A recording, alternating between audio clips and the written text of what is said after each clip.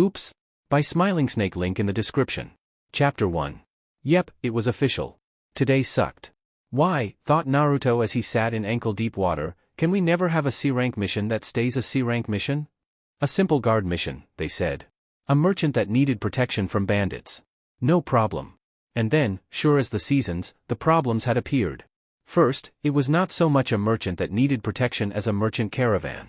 Granted, they promised to pay extra for the slight deception, but still, a genin team to guard 10 merchants and their shipments?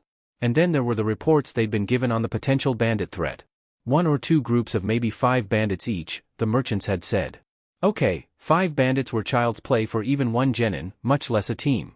Hell, even Sakura could take out 5 bandits, much less Naruto or, much as he disliked the team, Sasuke. It had been an unwelcome surprise, then, to encounter a group of 25 bandits, led by one Masahashi Jiru, a B-rank missing nin.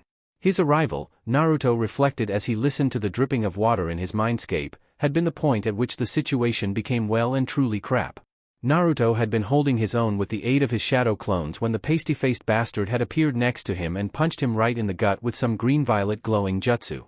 He wasn't sure what jutsu it had been, Masahashi not having been considerate enough to call out the name of the technique, but he was aware of several important facts. 1. It had given off a faint buzzing sound. 2. It had caused him to lose all muscle control, and 3. It had hurt like a bitch. The last memory Naruto had before blacking out was the sound of his scream echoing around him as Kakashi-sensei opened the missing nin's throat. Then it all went dark. You know, Kit, that flesh bag took you out way too easily. And now he had an overgrown fur wrap running off its mouth as well. Today was just getting better and better, wasn't it? Shut it, Bakafox. Not like you were helping any. Seriously, Kit, your physical skills are pretty pathetic. Really. Even though all Naruto could see was the glowing eyes, he could actually feel the sneer in its voice. I mean, your chakra control's finally approaching tolerable, and on a good day you can pass for average in brains, but physically? Pa! Big words from the furball in the cage. You talking for a reason, or you just bored? No, Kit, I'm offering you a solution. The growling demonic voice was suddenly serious.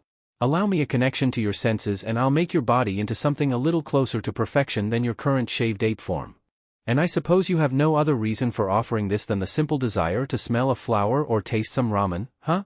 How you pink flesh bags came to rule this world I'll never know, the demon sighed. Look. The technique that Pale Simeon hit you with burned out most of your voluntary nervous system.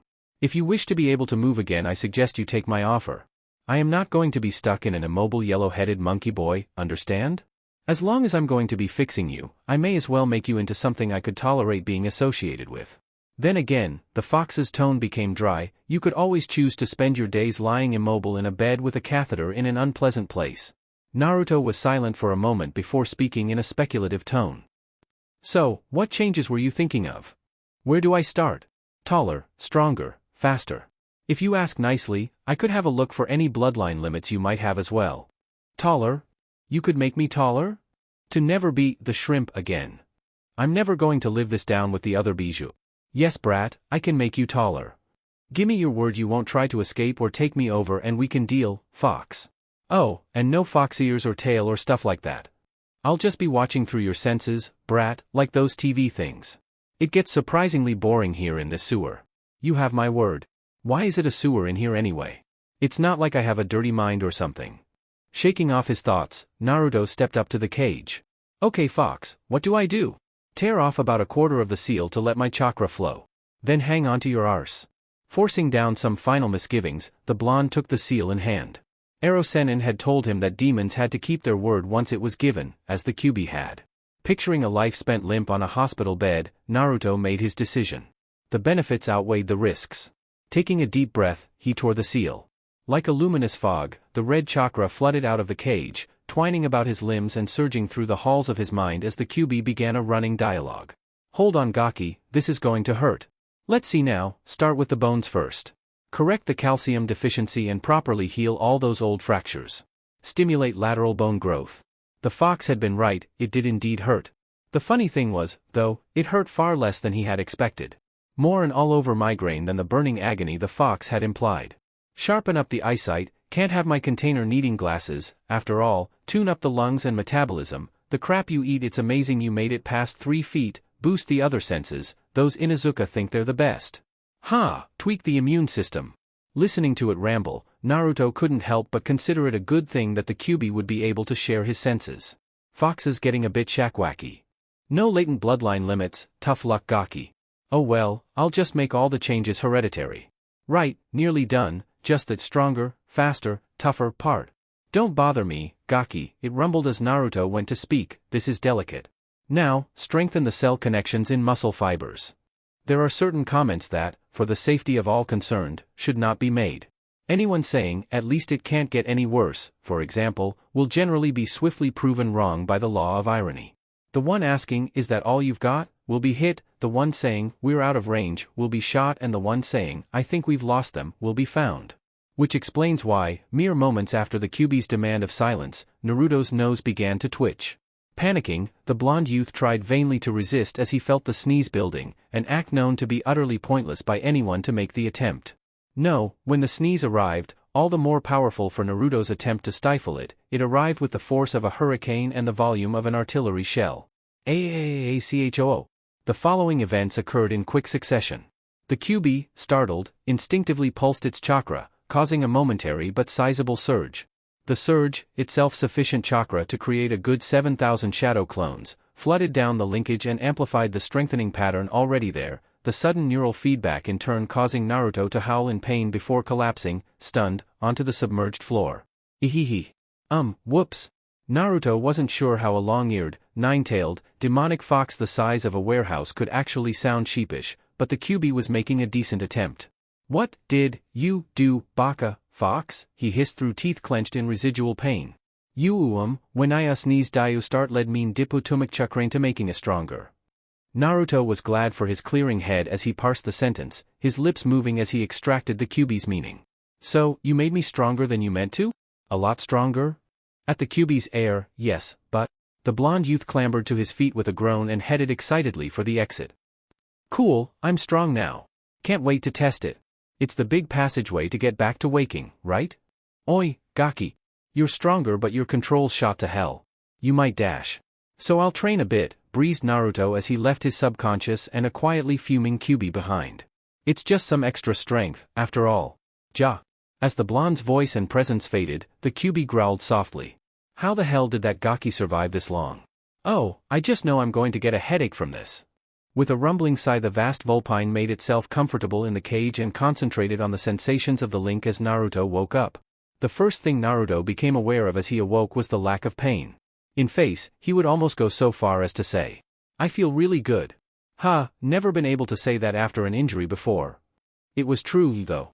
All the minor aches, pains and twinges that Naruto had come to regard as a fact of life were gone, their very absence providing tremendous pleasure. And the sensations. Even before he opened his eyes, Naruto could tell he was in a hospital, slight smell of disinfectant, that the room was otherwise unoccupied, no other human traces of smell or sound, and that it was morning, sound of bird calls and smell of coffee and toast. All of these together, plus the texture and clean smell of the sheets, told him he was most likely in the recently designated rookie ward, created when Tsunade noted the injury rate among Naruto's social set and deemed putting them all in one place a more economical option. Opening his eyes not only confirmed his conclusions but made him acutely aware of just what people meant when they used the phrase, eyes like a hawk. My God. I was blind before. Initially content to lie there and bask in the sensations, the growling of his overly insistent stomach indicated the time elapsed since his last meal. Fumbling for a moment in search of the pager button for an orderly, he uttered a silent prayer that it would be one of the nice orderlies Bachan had been hiring. Crunch. Thought Naruto, gazing at the shards of plastic in his hand, seems a bit more fragile than I remember. Oh well, he thought as he hopped out of bed and wandered to the door, there should be someone outside. Crunch. As Naruto stood in the doorway, several facts presented themselves. First, and least relevant, the door was now open.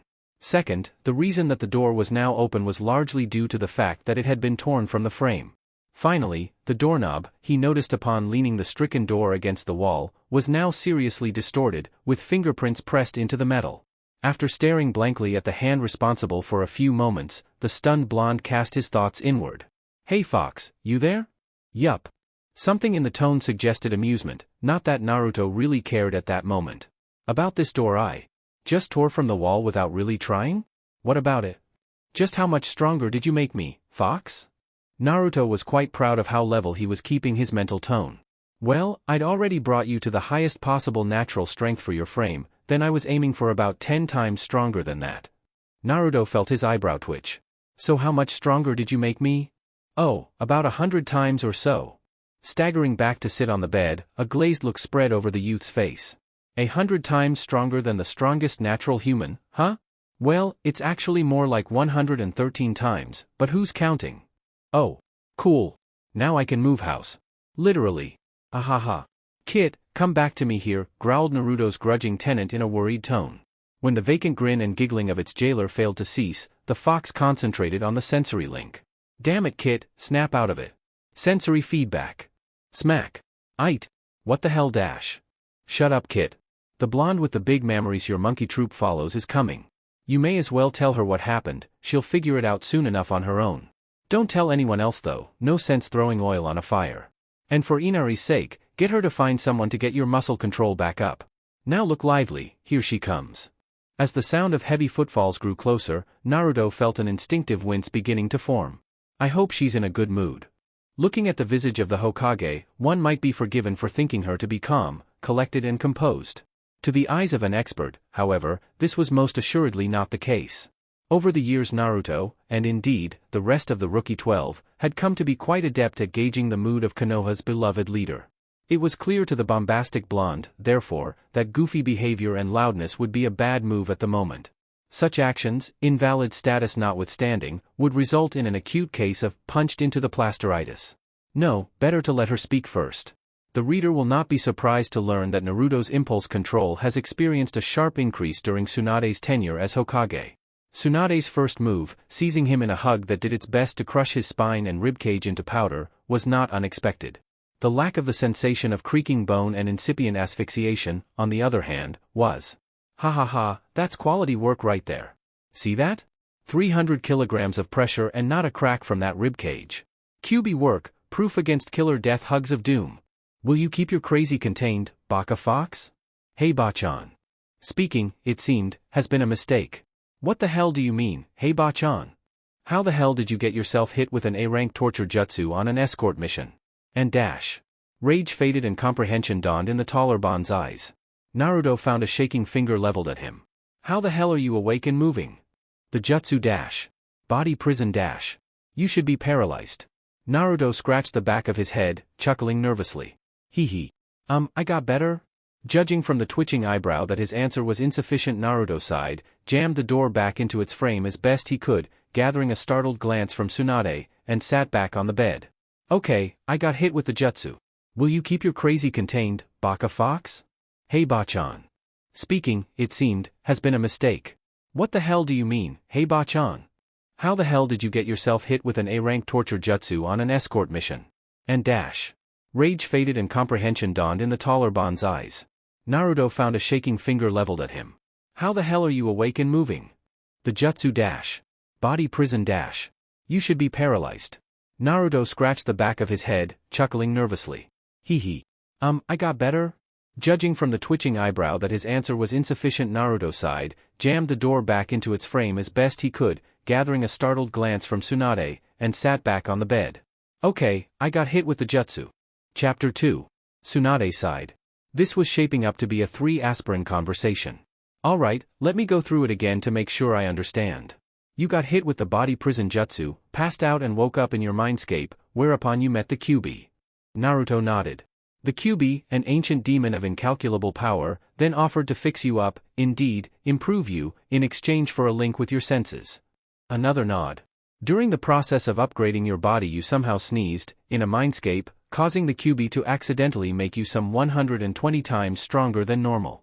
You then woke up and, misjudging your strength, ripped the door from its frame. Is that all pretty accurate? Yeah, that's about it. You okay, Bachan?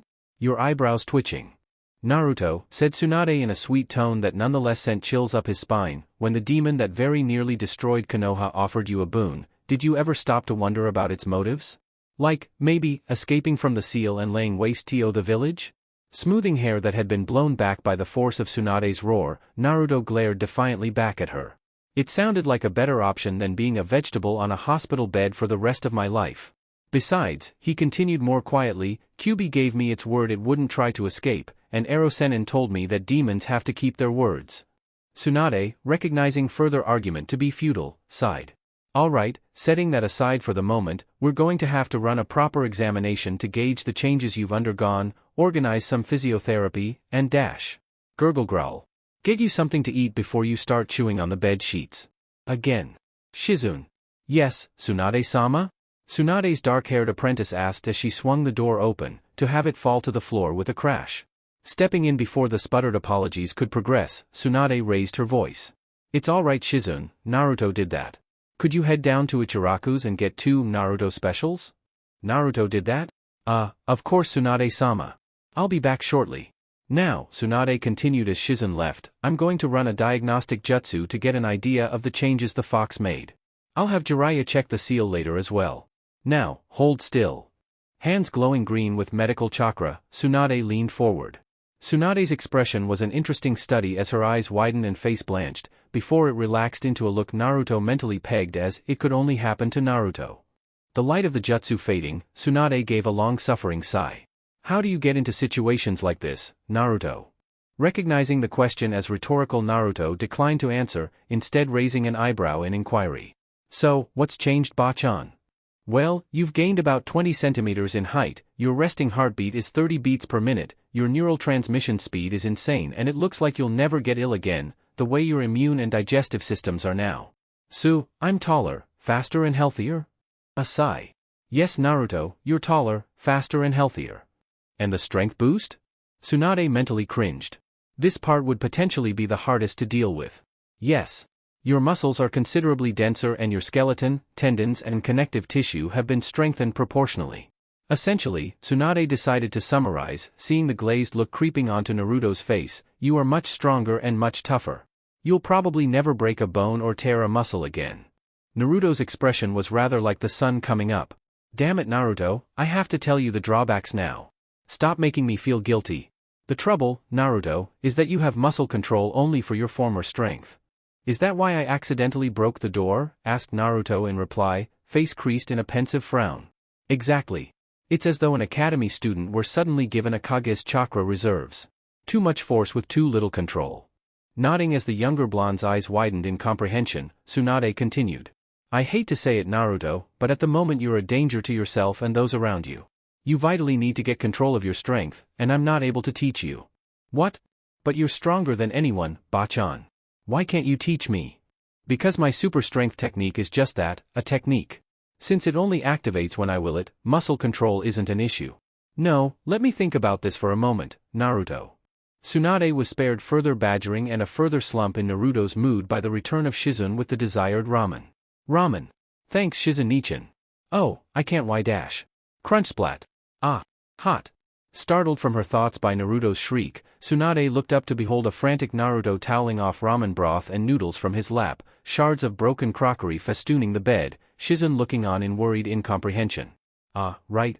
Shizune, Naruto's unable to control his strength at the moment. You'll have to feed him for the time being, at least until he gets some control back. The choices, Naruto, she snapped over his indignant exclamations, are either being fed ramen by Shizune or having nothing but hospital soup through a straw until your therapy is complete.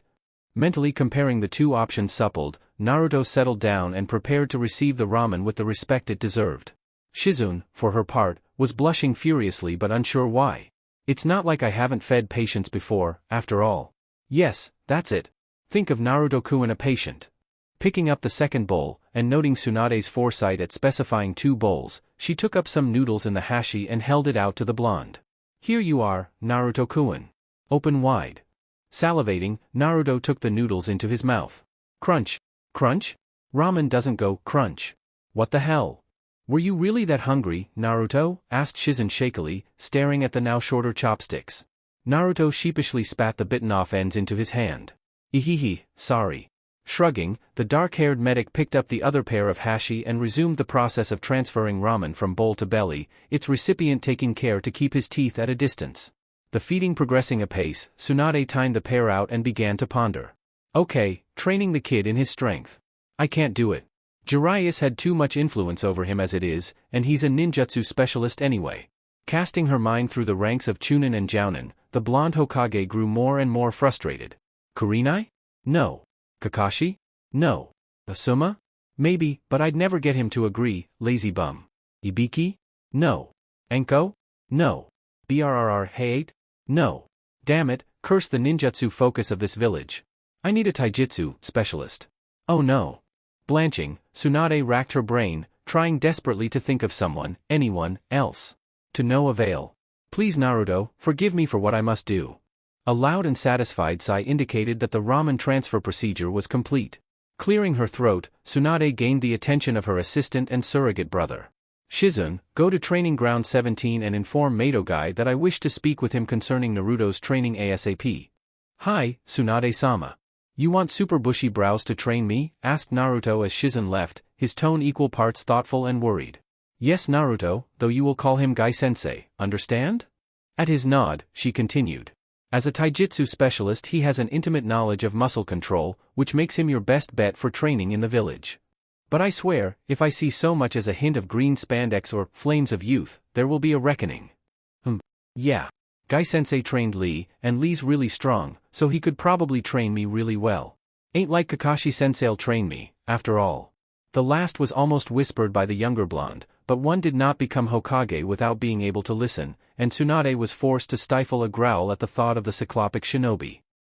If he weren't so skilled I'd have fired him for his attitude alone. About to step in to break Naruto from his silence, she was preempted as the hyper-blonde bounded from the bed with a cry of, "Oh yeah, I haven't even looked at the changes yet," as he headed for the attached bathroom in search of a mirror. Naruto, be careful of the dash. Crunch. Door. Never mind. This was a hospital. Surely they had aspirin somewhere. Naruto sheepishly leaned the stricken door against the wall and slipped into the small room. Yada. I'm taller. For all his complaining, for all the inconvenience the fox's changes looked like bringing, he had to admit that when it came to body sculpting the big furball did good work. As Tsunade had said, he stood a good 20 centimeters taller.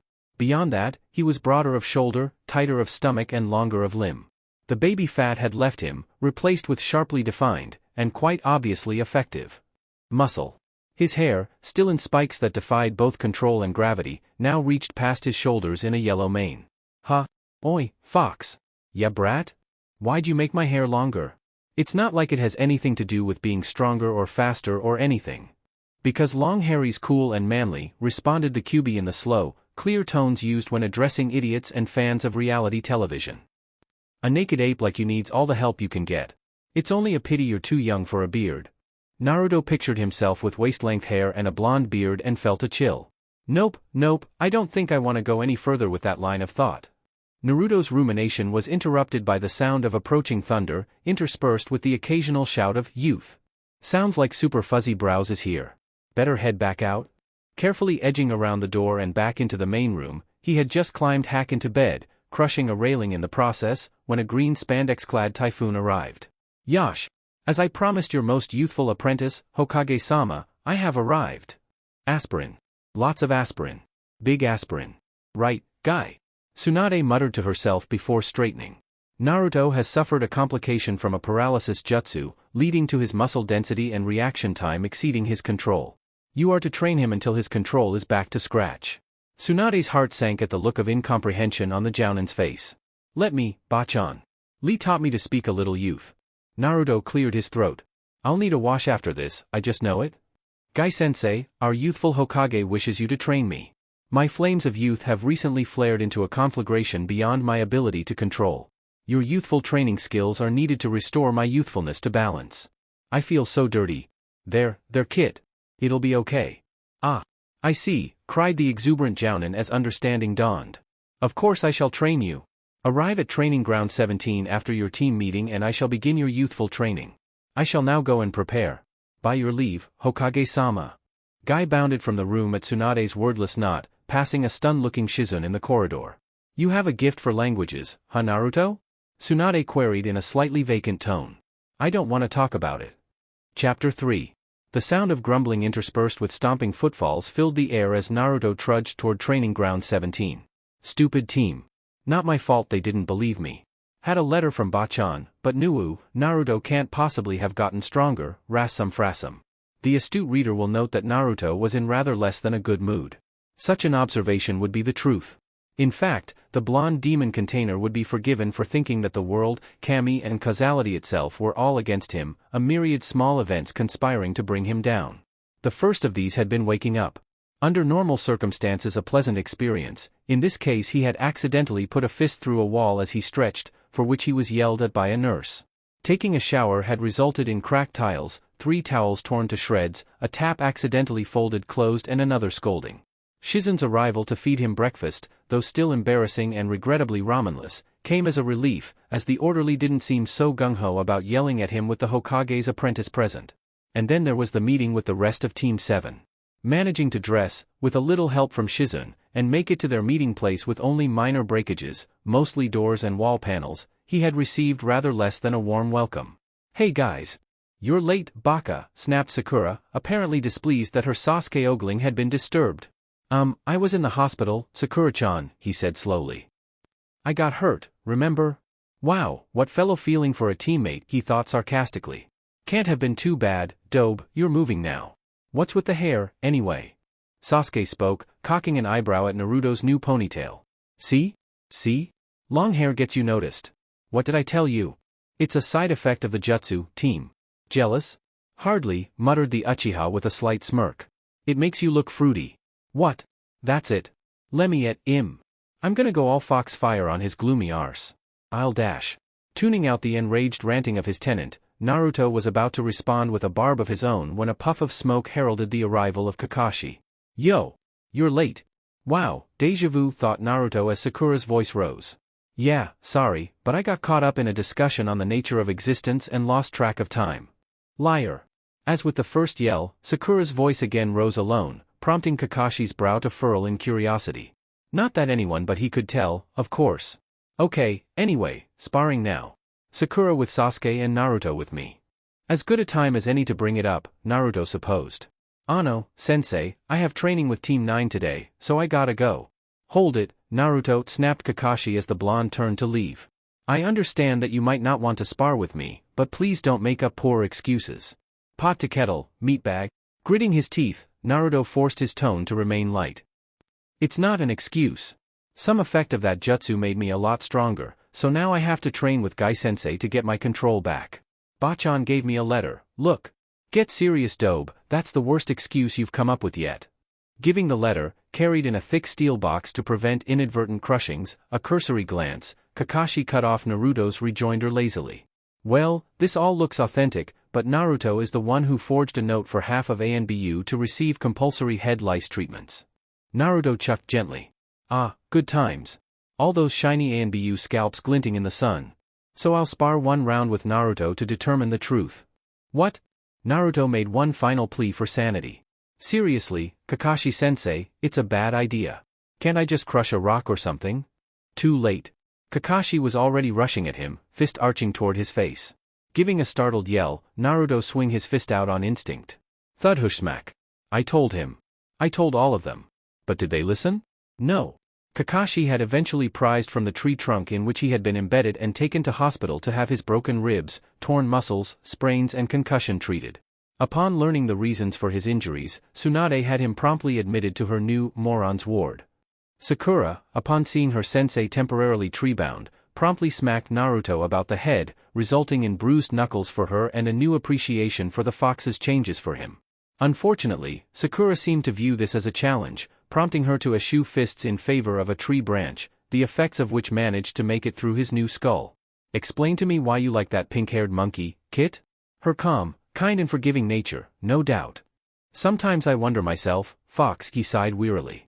Quite often lately, in fact. Sure, it was Sakura's energy that had caught his eye to begin with, but having that energy focused on him in the form of blows and criticism wasn't quite what he'd been hoping for. A little like lightning, he thought.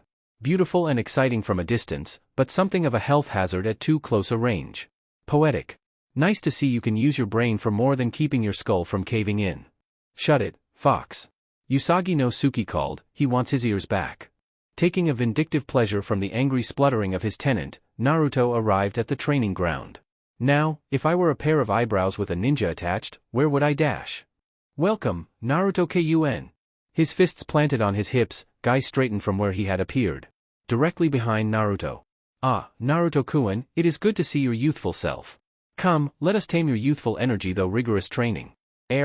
Guy's manly spiel tapered off as he noticed that his youthful charge was no longer before him, having leaped into the foliage at his dramatic entry. Naruto-kun? Are you alright, my youthful student? Ah, I'm fine, Guy-sensei, called Naruto from the branch he was hugging some 20 meters up. I'll be down in a short while, but, I'm going to stay here and twitch for a few minutes, if that's alright. Guy beamed in relief. His youthful pupil had not abandoned his training. Yash. Quite alright, Naruto-kun. I shall go and fetch the rest of my youthful team, that your training may be combined with theirs into a great flame of youthful energy. I go. His final yell echoing through the trees, and causing a flock of birds to bolt from the canopy in panic, the enthusiastic Jounin left at a gallop. That guy scares me, Kit. Me too, Fox. Me too.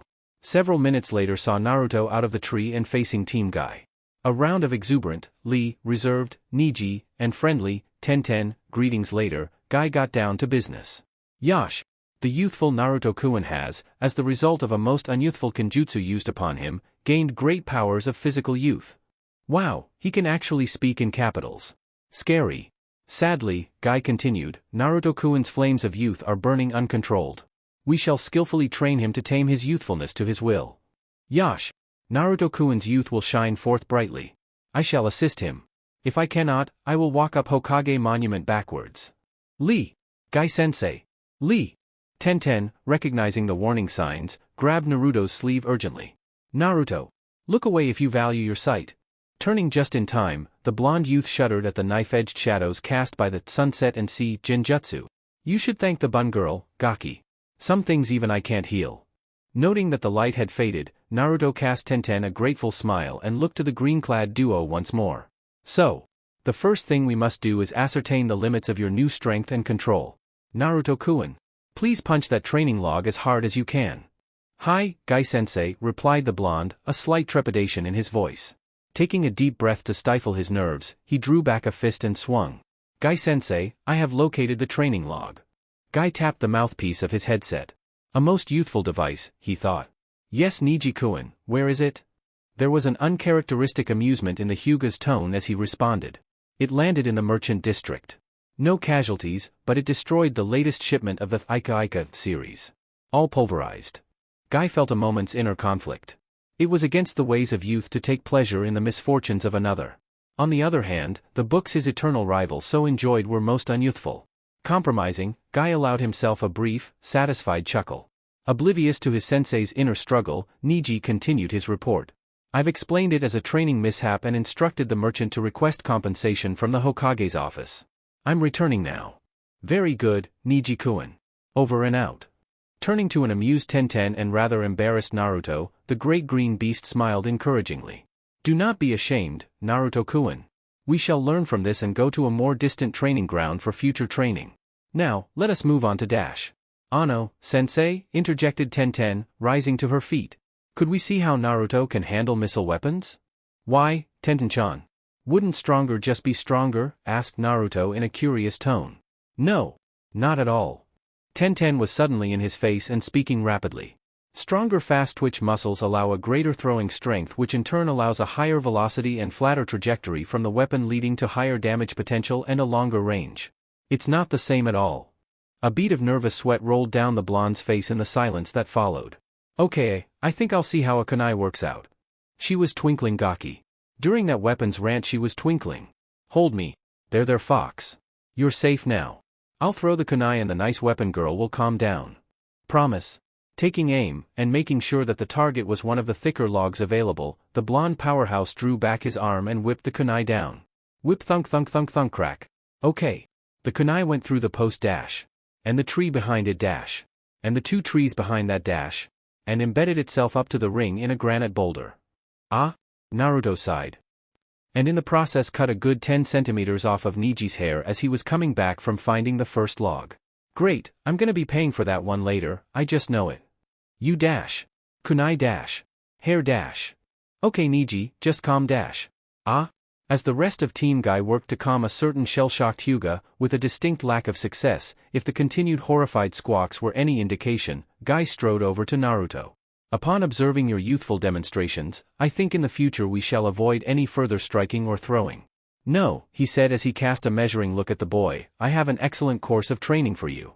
Yash. Let us begin. In the end, Niji was fed a youthful calming tablet, when his nervous twitching showed no signs of fading, resulting in the unusual sight of a mellow, cheerful Hyuga. I hope it wears off soon, thought the blonde as he caught another of the steel spheres flicked at him by Guy. That toothy grin looks really creepy on him. Concentrate, Naruto-kun. Grench. Naruto sighed as he dropped the distorted lump of steel to rest with the others around his feet. Maintain your youthful concentration, Naruto-kun. Your mind must rule your muscles. Hi, sensei, he replied, another ball smacking into his hand. He had to admit, under all the eccentricities Madogai was good at what he did. After sending Niji into chemical calmness, the green-clad Jounin had started Naruto off on control training. Naruto's task was to catch the hollow steel spheres thrown at him without either dropping or crushing them. To add a further element of difficulty to the task, he was then to throw the spheres at the one remaining training log, without either punching them into or through it. Guy had explained, upon noting Naruto's look of bafflement, that this would teach him to control both his gripping and arm strength, these being the most immediately important for social interaction. That made sense. The trouble was that he didn't seem to be improving. Sure, it was a bit absurd to expect leaps and bounds in the first day of training, but surely there should have been some improvement. But no. The ground around him was littered with squashed steel lumps and the training log looked as though it had faced an assault by giant termites. Fortunately, Naruto was spared further frustration by the arrival of Shizune bearing an amused expression and a bento. Well, I can see you've been busy, Naruto-kun. Kakashi will probably be out of traction in a week or two, if you were wondering. Now, she gestured him closer as she unwrapped the bento, it's time for lunch. An excellent idea, Shizune-san. Come, my cute students, let us revive our flames of youth with healthy nutrition. Naruto, grumbling slightly about looking forward to being able to feed myself again, seated himself next to Shizune and looked disappointedly at the sushi, rice, and omelette the lunchbox held. No, said Shizune firmly as he went to speak, it's not ramen.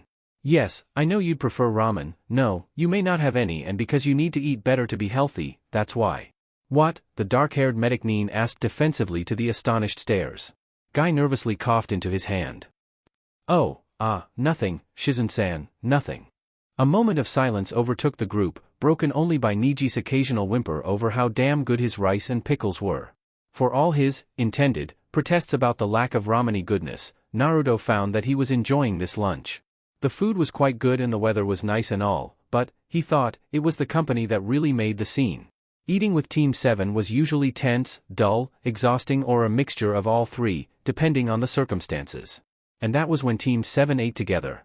The more common routine was for Kakashi to disappear, most likely to read his orange book, Sasuke to stalk off to brood, or brood and eat, Sakura to follow him and Naruto to eventually wander to Ichiraku's.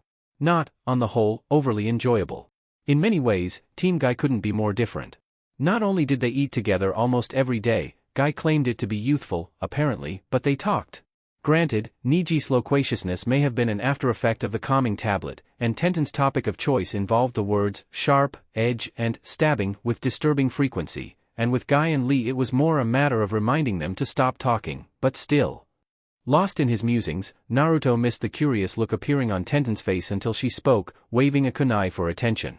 Hey Naruto, why is Shizune-san feeding you? About to answer, Naruto was preempted by Lee, who, having put 2 and 2 together, got 5. Yash. Naruto-kun. Your flames of youth have led you to romance with the beautiful Shizune-san. Well done, my rival. I must now double my efforts to get Sakura-chan to notice me. The couple, in question stiffened, stared at each other, blushed and leaped to their feet with simultaneous shouts of, it's not like that. Naruto-kun is strong enough that he tends to crush bowls and break utensils, so it's my job to help him eat until his control develops more. Shizune continued, calming down a little. Oh? Tenten looked startled for a moment, then thoughtful. Huh. I never thought about it like that. I guess you can be too strong. Again a silence overtook the group, each member lost in their own thoughts, apart from Niji, who was lost in a pleasant daydream of kitten world. Plans were made, decisions reached and, in one case, mental schematics drawn up. Inevitably, though, the meal ended and the silence broke as Guy, having stowed his lunch supplies somewhere, leaped to his feet. Yosh! Our youthful flames have been stoked, our bodies rested, and now we may train again. Rise, my youthful students. Rewrapping the bento and patting back into place, hair blown loose during Guy's youthful yelling, Shizune stood and looked at Naruto with a smile. Well, I'll be going now. Oh yes, Tsunade-sama wants to see you and Guy-san for a progress report after you finish up here, so don't be late, ne. Okay, Shizune-chan/Yosh. As Shizune walked off, stared after by a slightly flushed Niji, the great green beast faced Naruto, exuberant manner abruptly gone. Now, Naruto-kun, we will begin taijutsu training. For one to truly master a taijutsu style, one must learn and develop muscle memory and control. The more subtle the style, the less dependent it is on brute force, the more control and precision is required to utilize it. It is this requirement that makes such styles ideal for our purposes. Do you understand? Naruto nodded slowly, slightly apprehensive at the changed demeanor of his sensei. Like, hitting a big target hard is pretty easy, but it's harder to hit a small target with the same force? You'd normally have to slow the strike down to make it easier to hit. Guy smiled approvingly. Essentially, yes.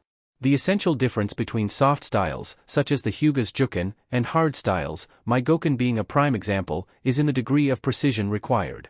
The targets for kicks, punches and the like are by necessity broad, while the Tenketsu targeted in Juken are very small, demanding greater precision to hit but not reliant on physical strength and thus more suited to those of a less muscular build. By teaching you a soft style, Naruto-kun, we will be training you to apply strength worthy of the Goken with the precision of the Juken. Guy grinned at the wide-eyed expression on the face of his newest student. It seems he's realized the implications of that. I like this lad. Now, he continued, of all the styles I know, there are only a few suited to your needs. If you will create perhaps a dozen shadow clones, I will demonstrate and explain those styles I have mastered and we will move from there. Now, let us begin. Although freaky and unexpected, Naruto was forced to admit that Serious Guy knew his stuff. Explaining the moves and styles used while in pitched battle with his clones, who, as they had discovered when a deflected kick left a clone embedded knee-deep in a tree, shared every jot of Naruto's new strength, Guy had eventually concluded that the Silent River style best suited the blonde.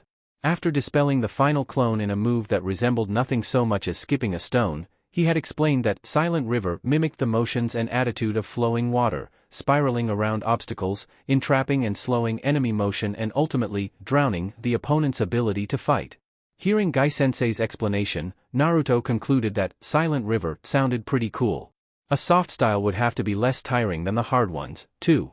Right? That thought lasted right until the moment training started.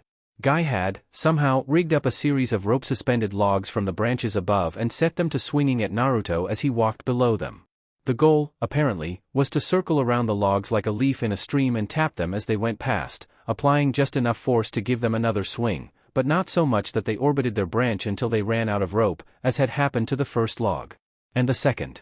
The third log avoided this fate via the unfortunate occurrence of Naruto failing to avoid it, resulting in him being launched head over heels into Tenten, who had been conducting target practice just a little too close. It had, he thought later on, been an interesting experience. Though clearly embarrassed and a little angry, she'd gone red in the face. That meant she was angry, right? Tenten had not pounded him into the ground, had not called him lots of nasty names and had not, in fact, gotten mad at him at all. Sure, she'd shoved him off good and quick, he'd been afraid to push off himself for fear of hurting her, but she'd accepted his apology, helped him up, and calmly gone back to her training. He thought as he moved through a basic kata Guy has assigned him to practice, maybe it's just Sakura and Ino who react like that. Oh, and Bachan, but she's used to Ero Sennin, after all. That reminds me. I've got, a favor to ask. Instantly wary, Naruto responded. What is it? I want you to get me a copy of Mumble Mumble. A copy of what? Mumble Mumble. Speak up, you overgrown rug. A copy of ICHA, damn it. Naruto froze in mid-kata. The demon sealed within me is a pervert. It is now official. I am in hell. Come on Kit, just the first volume. Please? I'm bored. Peh. Ero Kitsune. Naruto mentally snorted as he started the kata once again. I'll make it worth your while. The growling, demonic voice made a valiant effort to sound wheedling. How? Naruto cursed as he stumbled in the drifting footwork demanded of the kata and reset his stance. The ramen world dream, every night for a week. No deal, replied Naruto as he clumsily attempted a spiraling palm sweep. I get that dream anyway. The use of a tail of my chakra on demand? Naruto swung backwards in an evasive move, nearly falling over, and considered for a moment before responding. Tempting, but no deal. Just one more thing to learn to control.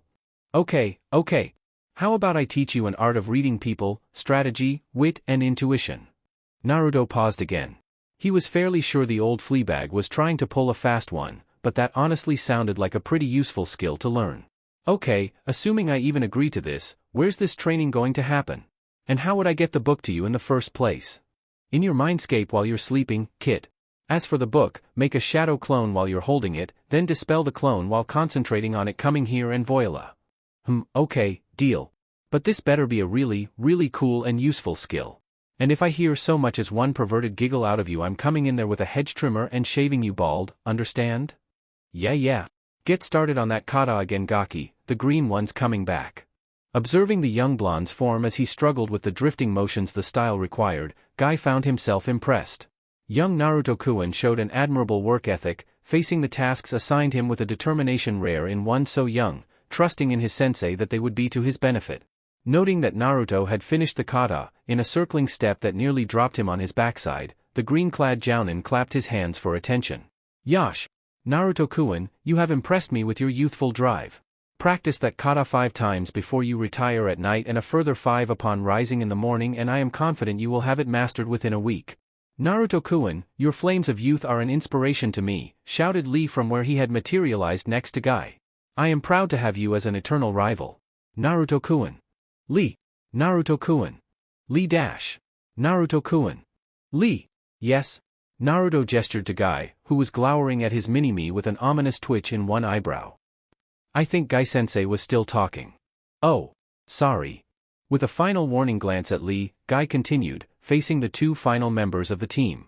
Training Naruto-kun has been classified an ongoing A-rank mission for us, so we shall meet here at 0630 hours until Naruto-kun has properly tamed his flames of youth. Now, Team 9, dismissed. Niji, ensure that you get lots of sleep tonight. Kittens. Tenten, we will be needing at least 100 more training spheres. I hope that will not be a problem. The bun-haired girl shook her head with a smile. No problem, Guy-sensei. Dad said it makes a nice change from making kunai all the time. Your dad makes kunai? Asked Naruto, impressed. Yeah, replied Tenten with a broad grin. He's a weaponsmith, one of the best in the village. Higurashi Arms and Armor. Drop by sometime, I'll give you a tour. Special teammate of Tenten, discount too, if you're good. I'll definitely come by. Thanks, Tenten-chan. With a parting smile, Tenten swiftly collected the lumps of discarded steel into a sack and wandered off, leaving Naruto to his thoughts. Well, that makes some sense. All those pointy things would have cost a fortune if she'd had to buy them at the regular outfitters. His musings were interrupted by Guy's hand on his shoulder. Nodding at the unspoken message, the orange youth set off beside his sensei to their audience with the Hokage. As Lee's shouting, something about showing his flames of youth to the lovely Sakura-chan. Now that just sounded weird, faded into the distance, Naruto again fell into introspection. Well, they're different and a bit odd, but I like this team. He smiled. I think I'm gonna enjoy this training. Chapter 4. Most people, looking at Team Guy, would be quick to categorize them, and equally fast to assume that their assessment was complete and accurate. Guy, Konoha's insane azure beast, a green-loving, youth-obsessed taijutsu enthusiast. Lee, Guy's clone, or protege if they were feeling charitable, assigned to some that craziness was communicable. Niji, the textbook Hyuga, stoic, quite, elitist. And Tenten. Tenten? Oh, the weapons girl on Guy's team. The tomboy with the armory of things that go stab. There was something about being a shinobi, Tenten thought, that led one to be typecast by others. Once you joined a team, it wasn't long before some ability, habit, preference or quirk was noted, and then good luck escaping the nickname. And on the surface, these assessments were accurate enough, if pretty shallow. But in a village that exhorted its citizens to look underneath the underneath, they ignored so much as to be virtually useless. Guy-sensei, for example, and unbeknownst to most of Konoha, could play Go with an expertise rivaling the Nara, and would commit moderate acts of mayhem in exchange for a well-cooked berry tart. Lee, while certainly as youthful as his sensei, had an absolute passion for horror movies of all things, that on the one, and only one, time Tenten had accompanied him had sent her shrieking in the first 10 minutes. It had been 3 weeks before she could sleep with the lights off again. Niji, while typically a poster child for the Stoics and president of Emotions Anonymous, went absolutely gooey when presented with any kind of baby animal, kittens, as they had discovered with the help of the calming tablet, in particular. Tenten had seen his room once after helping him back after an injury.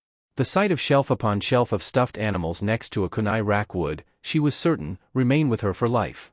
And then there was Tenten herself. Tomboyish, tough, weapon specialist. And that was generally all most people cared to learn about her. Had they investigated a little further, as indeed her teammates had, they might learn of her idolizing of Tsunade-sama, the slug Sannin. Or the fact that, while she rather liked snakes, and had only a little fear of spiders, the sight of a snail would leave her quivering with horror/disgust. But the one thing that no one knew, not her parents, not her teacher, not her teammates, was that Higurashi Tenten was a romantic. Not in the soppy, oh brooding, gloomy yet still noble prince, please rescue me and sweep me off on your white horse way, of course. She might be a romantic, but she was still a kunoichi, after all. No, Tenten was one who admired the underdog, the one who tried hard and never gave up. The ones who had experienced pain, loss, hardship and yet were still standing strong. Which was the reason Tenten was currently in her father's forge, laboring with hammer, lathe, furnace, file and quench. I bet Naruto'll just love these, she thought as she lowered the hollow cylinder into the brine, clouds of steam flashing up as it cooled. It would be safe to say that Naruto had impressed the bun-haired girl. Sure, she'd been awed when the Orange Superball had beaten Niji in the final Chunin exam, but she was a staunch follower of the don't judge M till you know M school of thought. Basing a character assessment off a single fight was just stupid. Yesterday's training had, in fact, been the first time she'd really talked with the blonde youth and she was favorably impressed. No doubt most would expect her to be making squee noises at the thought of his throwing the kunai through the trees and, yes, she was a little giddy at the thought, but it wasn't like she was addicted to weapons or anything. Weapons, with their lovely shape and satisfying heft and pretty play of light on their well-honed edges and, ahem. No, what had impressed her had been brought home at lunch. The boy had needed help just to eat. Fingers that could crush a kunai and yet couldn't handle hashi. It would have been all too east, she thought, for Naruto to have fallen into a brooding sulk over the changes. Hell, she wasn't sure she'd have really blamed him if he had, either. Imagine not being able to touch for fear of destroying the object in question. But somehow, the blonde dynamo was still there, still cheerful and facing Gai-sensei's training head-on. It was that aspect of his character that Tenten admired. Anyone who could face a challenge like that and stay smiling was strong. And Tenten liked that. Still, Naruto could probably use some encouragement. Which was just what one Higurashi Tenten intended to deliver. Waking from her reverie and glancing at the clock, the bun-haired blacksmith quickly wrapped her creations in a cloth and trotted out the door and off to her team meeting. Yeah, Naruto's going to love them. Smack swish thwack. Smack swish thwack. Smack grnch. Damn it. Concentrate, Naruto-kun. Smack swish crunch. Gra. Cheer up Naruto, at least it didn't punch right through this time. Thanks Tenten-chan. Despite his frustration at yet another sphere embedded in the new training log, Naruto smiled. He was improving. Where before the log had been essentially pureed and the crushed spheres had formed drifts around his feet, today his control had improved enough that the log was, if perforated, at least still standing. The training balls at his feet only numbered in the dozens, as well. Good work, my youthful student, boomed Guy with a proud look. Your youthful control is improving already. Now, perform the first kata of Silent River as smoothly as you can and we shall stop for our noonday meal. The sunny blonde grinned broadly as he began the swirling motions of the dance of the windswept pool. Today was good. He was improving, albeit slowly, no one was criticizing or yelling at him, Gai-sensei didn't count. That was shouting, not yelling. Very different thing, and best of all, Shizunichan had, after some pleading and the use of puppy eyes no jutsu, agreed to bring ramen for lunch. Water. Move like water, he thought, stepping through the quiet, spiraling motions of the kata. Thinking of Shizun brought his mind back to the meeting last night. Truth be told, Gai-sensei's report had both shocked and pleased him. Up until then, only Irika-sensei had been quite that openly positive about his progress and training. The academy teachers had done their level best to keep him ignorant and demoralized. Kakashi-sensei hardly ever trained his team at all, and Ero-sennin would occasionally mutter something on the theme of not bad, gaki, while giving the impression that it was actually painful. Gai-sensei's assertion that he would regain moderate control inside of 2 months at his present rate of progress, therefore, came as an exceedingly welcome but unexpected surprise. Only his now instinctive fear of the sunset and sea genjutsu kept him from emulating Lee and leaping at his teacher with a yell of "Gai-sensei."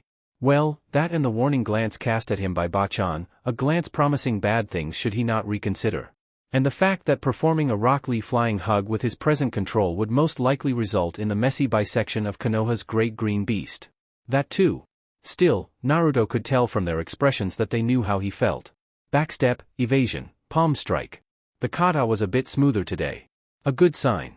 He. Oh Yuko, you naughty girl. Naruto's eyebrow twitched as he struggled to maintain the smooth motions required. What did I say about the giggling, Arrow Fox? Empty threats, Gaki. You really want to risk coming inside the seal with me, the Kyubi no Kitsune. Spiral step, knee strike. I don't need to, Fox. I can bring you down with 6 simple words. Ha! You think you can scare me? Chortled Naruto's nine-tailed tenant. I'd like to see that. The blonde smirked. Remember Fox, you asked for it? Hey Tenten-chan, what's your favorite weapon? Somehow, Naruto could tell the Kyubi had gone chalk-white. No, I take it back. Please, not the twinkling. Not the twinkling. Too late for that, Fuzzy. Naruto chuckled inwardly as he stepped through the final motions of the kata, Tenten's excited spiel music to his ears. Break the rules, pay the price. This is cruel and unusual punishment and you know it. It was interesting, he thought as Tenten continued chattering through the lunch preparations, that she could talk about weapons for so long and yet not have it get boring. Where Naruto's thoughts on weaponry to date could be essentially summed up as kunai, shuriken, exploding tags, all good, Tenten's impassioned dialogue on the merits of kusarigama, tonfa, katar, chakram and any number of others he'd never even heard of was opening his eyes. But on the whole, I think I like swords the best, because of the versatility. Oh thank you, Inari-sama. Thank you. Suck it up, Fox. You brought this on yourself. Ano. Naruto-kun, said Tenten, uncharacteristic hesitation in her voice. No, please, no more. Yeah, Tenten-chan? Ignoring the questioning looks from her teammates as they unpacked their lunches, the bun-haired Kunoichi drew a wrapped bundle from somewhere and handed it to him with a nervous smile. Shizen-san said you had trouble eating because bowls and stuff are too fragile, right? Well, I thought about it and made these for you and I hope you like them. Handing the bundle to the blonde, Tenten busied herself with her bento and made a valiant effort to hide her blush. Damn it, what the hell was that? She silently berated herself. It's just a gift to help him eat, so why the hell am I acting like I'm giving him chocolates on Valentine's, for Kami's sake? Gah! Ignorant of his friend's inner rant, Naruto excitedly unwrapped the bundle. His eyes widened. Tenten-chan, this. He doesn't like it? This is. He doesn't like it. Good going, Tenten, nice dash? Awesome. Huh? As Tenten whipped her head up, she was nearly blinded by the happiness in Naruto's smile as he hugged the metal bowl, cup and hashi set to his chest. Why you like them? This time it was Naruto who looked incredulous. Like them? Are you kidding? This is the greatest gift I've ever gotten. You're the best, Ten-chan. Yash. Tenten-chan, your skill at gift-giving proves your flames of youth to be blazing forth. Well done, my youthful student. If Naruto's smile had been bright, the glare from Guy's teeth as he assumed the nice guy pose was like a solar prominence. Yes, yelled Lee in support. I must strive to be as considerate and generous as Tenten-chan. If I cannot, I will write 1,000 original greeting card messages with my feet. Lee. Gai-sensei. Lee. Gai-sensei. Duck and cover, Gaki. It was a testament to how much the blonde liked the gift that he continued rhapsodizing even as he averted his gaze from the youthful scene. The bowl, cup and hashi were a brushed silver gray in appearance and, he discovered with a very tentative test squeeze, possessed of considerable tensile strength. Upon closer inspection, they even had the Uzumaki spiral engraved on the bottom. How cool was that? And so it was that Shizen arrived at the training ground to see an ecstatic Naruto, a blushing Tenten and Niji, Lee and Guy hiding smirks. Would someone like to fill me in on recent events? I get the feeling something interesting has happened. Oh. Ten-chan made me this awesome bowl and cup and hashi set, Shizen-nichan. Now I don't have to worry about breaking bowls or biting through chopsticks anymore, so I can feed myself. Isn't that awesome? Ten-chan's the best. Smiling through a sudden and inexplicable stab of jealousy, Shizen sat down and produced the promised 2 bowls of ramen. Yes, that's wonderful Naruto-kun. We should probably still have me feed you today, though. There could be some hidden weaknesses in the metal, and you wouldn't want the ramen to go to waste, would you? Hidden weaknesses? Growled Tenten, not noticing the male members of her team edging away as the implied criticism of her work broke her from her blushes. There are no weaknesses in my work, thank you. Those are high-tensile ferric titanium alloy. They can take Naruto-kun's strength easily. Tell her, Naruto. Yes, tell us, Naruto-kun. Naruto, his expression not unlike that of a rabbit facing an oncoming katan jutsu, thought faster than he ever had before. Hurry up, Gaki, this looks bad. How about Shizen-nichan feeds me the first bowl, just in case, and I use Tenchan's gift for the second to see how I do? I still have a lot of control to work on, after all. A pair of slightly grudging agreements led to the welcome but slightly nerve-wracking experience of being fed ramen with a hostile audience. Soon, though not as quickly as the blonde would have liked, the first bowl was empty and the moment of truth had arrived. Never in the history of Konoha had a bowl of soon-to-be-eaten ramen generated such rapt attention. The hashi descended into the broth, Naruto's face a study in concentration, and rose bearing a swirl of noodles, before an involuntary twitch of the fingers sheared them apart. Damn it. Okay, try again. Again the hashi fell and again they rose bearing their precious cargo. Higher. Higher. The watchers released a breath they hadn't known they'd been holding as the noodles reached their destination. The tension resumed, however, as Naruto went for the second bite. This tastes even better than usual, he thought. Wonder if Tsuchiya-san's trying a new dashi recipe or something. Or maybe you're finally eating slow enough to actually taste it, brat. About to snap back a rejoinder at the vulpine annoyance, he paused in thought. Hey, that actually makes sense. Of course it does. When have I ever steered you wrong? Snapped the Kyuubi in an offended tone. Oops. Shut up.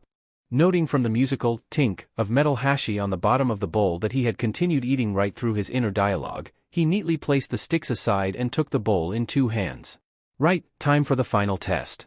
His audience once more held their breath as he raised it to his mouth, the remaining broth to consume.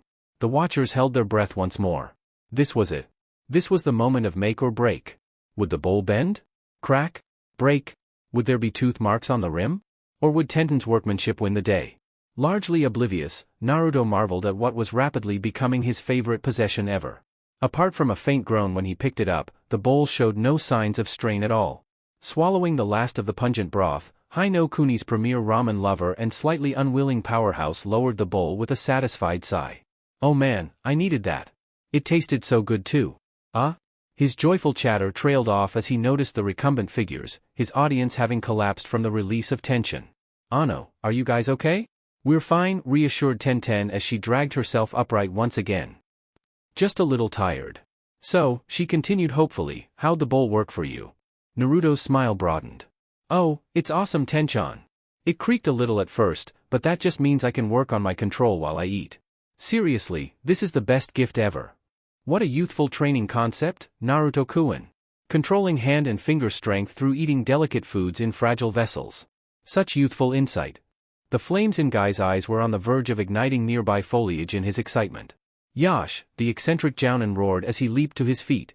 I shall begin the Uzumaki food training immediately. I shall eat 50 cubes of silken tofu from an unfired clay bowl in 5 minutes without breaking a single one. And if you cannot, I will eat 10 serves of steamed soba from rice paper cups, Guy-sensei. Yes. Our youthfulness will grow as our bodies are nourished, all thanks to you, Naruto-kun. Absent-mindedly averting his gaze from the green-clad duo's manly man-hug, Naruto picked up from where he had left off, to Niji's amusement, Tenten's slight embarrassment and Shizun's silent discontent. Really, Tenchan, this is great. He sniffled suddenly, tears glistening. With this gift, you have given back ramen to me. Another sniffle. I'll never be able to repay you for this kindness, Tenten-chan, but I swear to you I'll try. Hell's bells, Gaki, it's just ramen. The Kyuubi gulped as it felt the mindscape get abruptly colder at its words. Never. Ever. Say those words again. You get me, fox? Or what, brat? 2 words, gelding knife. I'll be good. Naruto smirked. Intimidating the king of the bijou? Lotta cool points there, no ifs or buts about it. A few minutes later saw Guy and Lee finished with the hug and the genin stowing their lunch supplies as Shizun, followed by Niji's wistful stare, returned to the tower. Struggling through the gauntlet of swinging logs, Naruto contemplated current events and smiled faintly. Tenten didn't know it yet, probably wouldn't know it for quite some time, in fact, but her simple gift had won her a devoted and eternal friend. Dodging a log, he chuckled. His list of precious people had just gotten larger. Chapter 5, Read any good books lately? Tsunade growled as she rubbed her temples and longed for sake. All right. This, she said finally, gesturing to a file lying on her desk, is not so much a report as it is an outline, and barely even that. This being the case, you will now tell me, in detail that will astound you and leaving nothing out, exactly what happened on your last mission.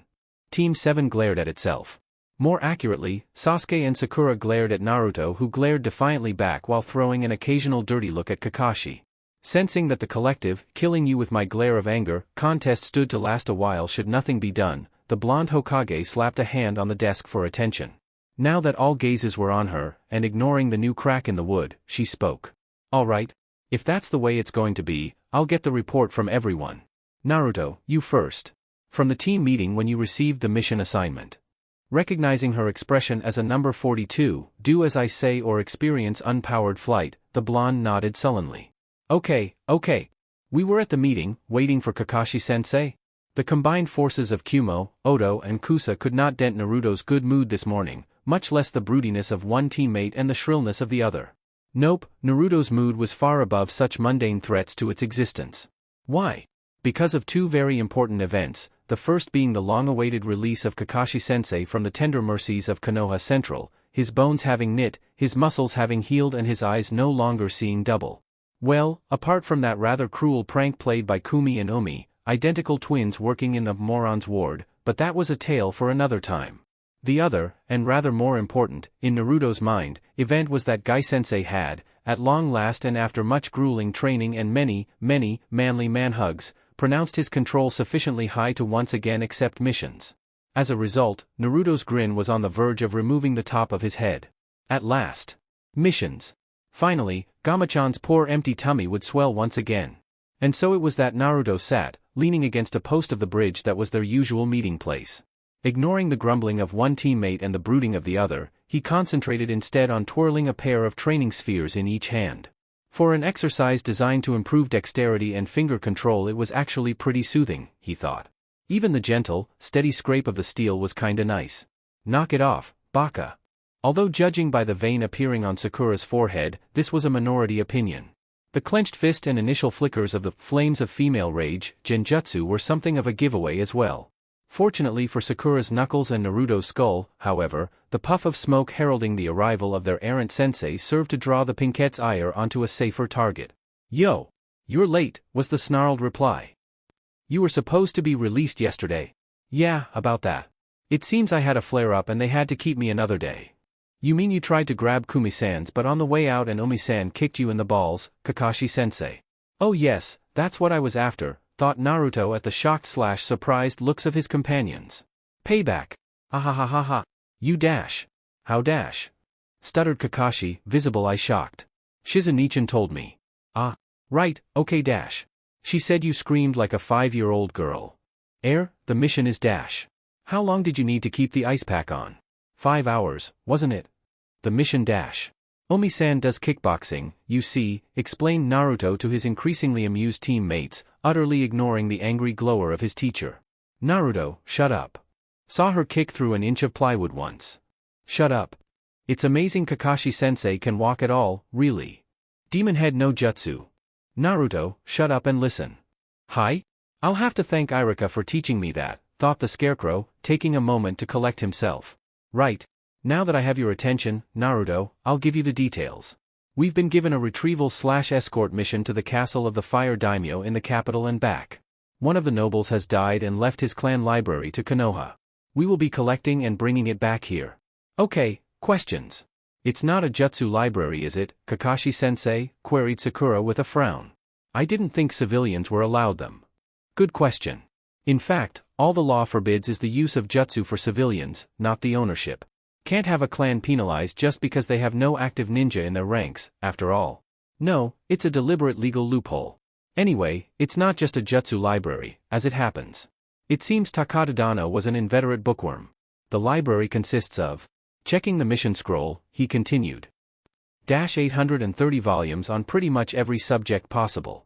We'll be using specialized sealing scrolls to transport them back. Risks. Sasuke. Master of the sullen, one-word question, thought Naruto with a small grimace. The usual bandits, with a slight risk of samurai from rival clans after the library. Nothing too worrisome. I've got a bad feeling about this. No more questions, continued Kakashi. Okay then dash. Wait. Kakashi-sensei, what's the rank of this mission? Let it be a B rank, let it be a B rank. It's a C rank, Naruto. Why? The Jounin said with a confused look, wondering at the apprehension on the blonde Genin's features. And no reason. Okay, anyway. The lazy Jounin cast one final odd look at Naruto before turning back to the others. Gather supplies for a 7-day mission and meet back here in 1 hour. Dismissed. As the members of Team 7 departed for their homes, Naruto remained, pale and sweating. A C rank. Great. Better get my tools. And so, facing the terrible threat, I went forth dash. Naruto, shut up with the epic storyteller shtick, growled Tsunade. You've been hanging around with Jiraiya too much. Sasuke, your turn. Hi. Sakura and I arrived at the bridge at the same time. Naruto was already there. During their time as teammates, Sasuke and Sakura had come to accept the fact that Naruto was a little odd. The twin obsessions with ramen and orange, for example. His unusual verbal mannerisms. The frog theme he seemed to be developing. By and large, however, these eccentricities were fairly mild, at least when compared to some of the other ninja in the village, and thus easily written off. The scene that greeted the two as they arrived at the meeting place, however, was sufficiently beyond the borders of normal that they could only stare in mute bewilderment. Their blonde teammate, clad in orange hooded robe, green bandana and tricorn hat, was kneeling at what looked to be a 2-level altar hastily constructed of fieldstone and muttering to himself. To his right, a pot was suspended over a campfire, the multitude of empty ramen packets giving mute testimony as to its contents.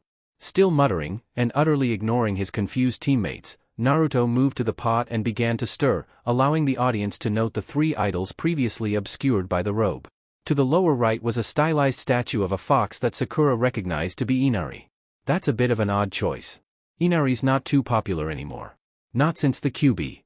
To the lower left, a seated figure that seemed to have the head of an elephant. What kind of god has an elephant's head? Wondered Sasuke, with a frown. Well, that's got to be the strangest. No, I stand corrected. It was the 3rd idol that broke the Uchiha's conviction. Positioned above the first 2 and in the center of the altar, as though superior, was what looked like nothing so much as a clump of noodles and meatballs, a pair of eye stalks adding the perfect final touch of strangeness to an already odd scene. Only Naruto would worship a mess of noodles, the 2 watchers thought in unknowing unison. The reader should perhaps be given an explanation at this point. Naruto, due to his reputation and tenet, had never been welcome in the usual halls of spiritual learning during his formative years. As such, little Naruto, seeking as most do some manner of higher truth and being denied access to the mainstream, was driven to the more fringe-based faiths. Inari, once influential and now sadly faded in worship, was currently served by a single priest at a rundown shrine outside the village walls. Naruto had found the shrine while running from some moderately upset ANBU after a prank, involving water balloons, 3 rats and some applied geometry, and had been captivated by the stories of the priest, as well as the cheeky look on the face of the guardian fox statue. Lord Ganesha he had read about in an old scroll while painfully bored in Konoha Shinobi Library. The notion of having the remover of obstacles on his side had, after a little thought, seemed a very good and useful thing. And then there was the last. He had learned about the flying spaghetti monster at the same time as Ganesha, in what he had initially thought was an ancient jutsu scroll, borrowed from the restricted section. True, the scroll had been so rotted and mildewed that a lot of the details had been lost, but he'd gotten the gist of it. A god made of noodles. Could there be a more fitting deity for Uzumaki Naruto?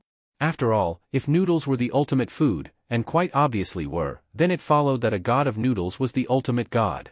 His very own personal supreme power. How cool was that? Which led to Naruto, clad all in flowing orange and wearing the sacred 3-cornered hat, so similar to the Hokage hat, too. An omen, pouring the sacred noodle offering into a bowl on the altar and intoning the appropriate prayer. Ir hayame, idime lying fea getispe onstrame. Ir hayame, aftikre inarame. Ir hayame, inke aneshige. Naruto? Except ne iste offering ne antgre usne aurier lessingbe. Naruto. Is play, etle iste ishinme otne ogi alne ote upkre ne etge ame hospitalized he. Oi, dope. A vein appeared on the forehead of the chanting blonde. Pushing the irritation aside, he continued. Anne, if ne uyi oldke infe itne usje, lispe extre ethi emite ithwe itningle, at he ahai itme inalafe udupshe. Stop ignoring us, baka. The blonde turned with a sharp sigh, a distinctly annoyed cast to his usually cheerful features. Sakura, I am doing this for your benefit as well as mine, so could you and the team leave me alone so I can concentrate? What are you doing here anyway, Dobe? Asked Sasuke, smoothly cutting off Sakura's potential tirade. Praying. Praying for what exactly? Stifling a groan and realizing the futility of trying to evade further questioning, Naruto turned and faced his comrades. Okay, fine. I am making an offering to Inari-sama, Ganesha, remover of obstacles and the flying spaghetti monster for protection on this mission.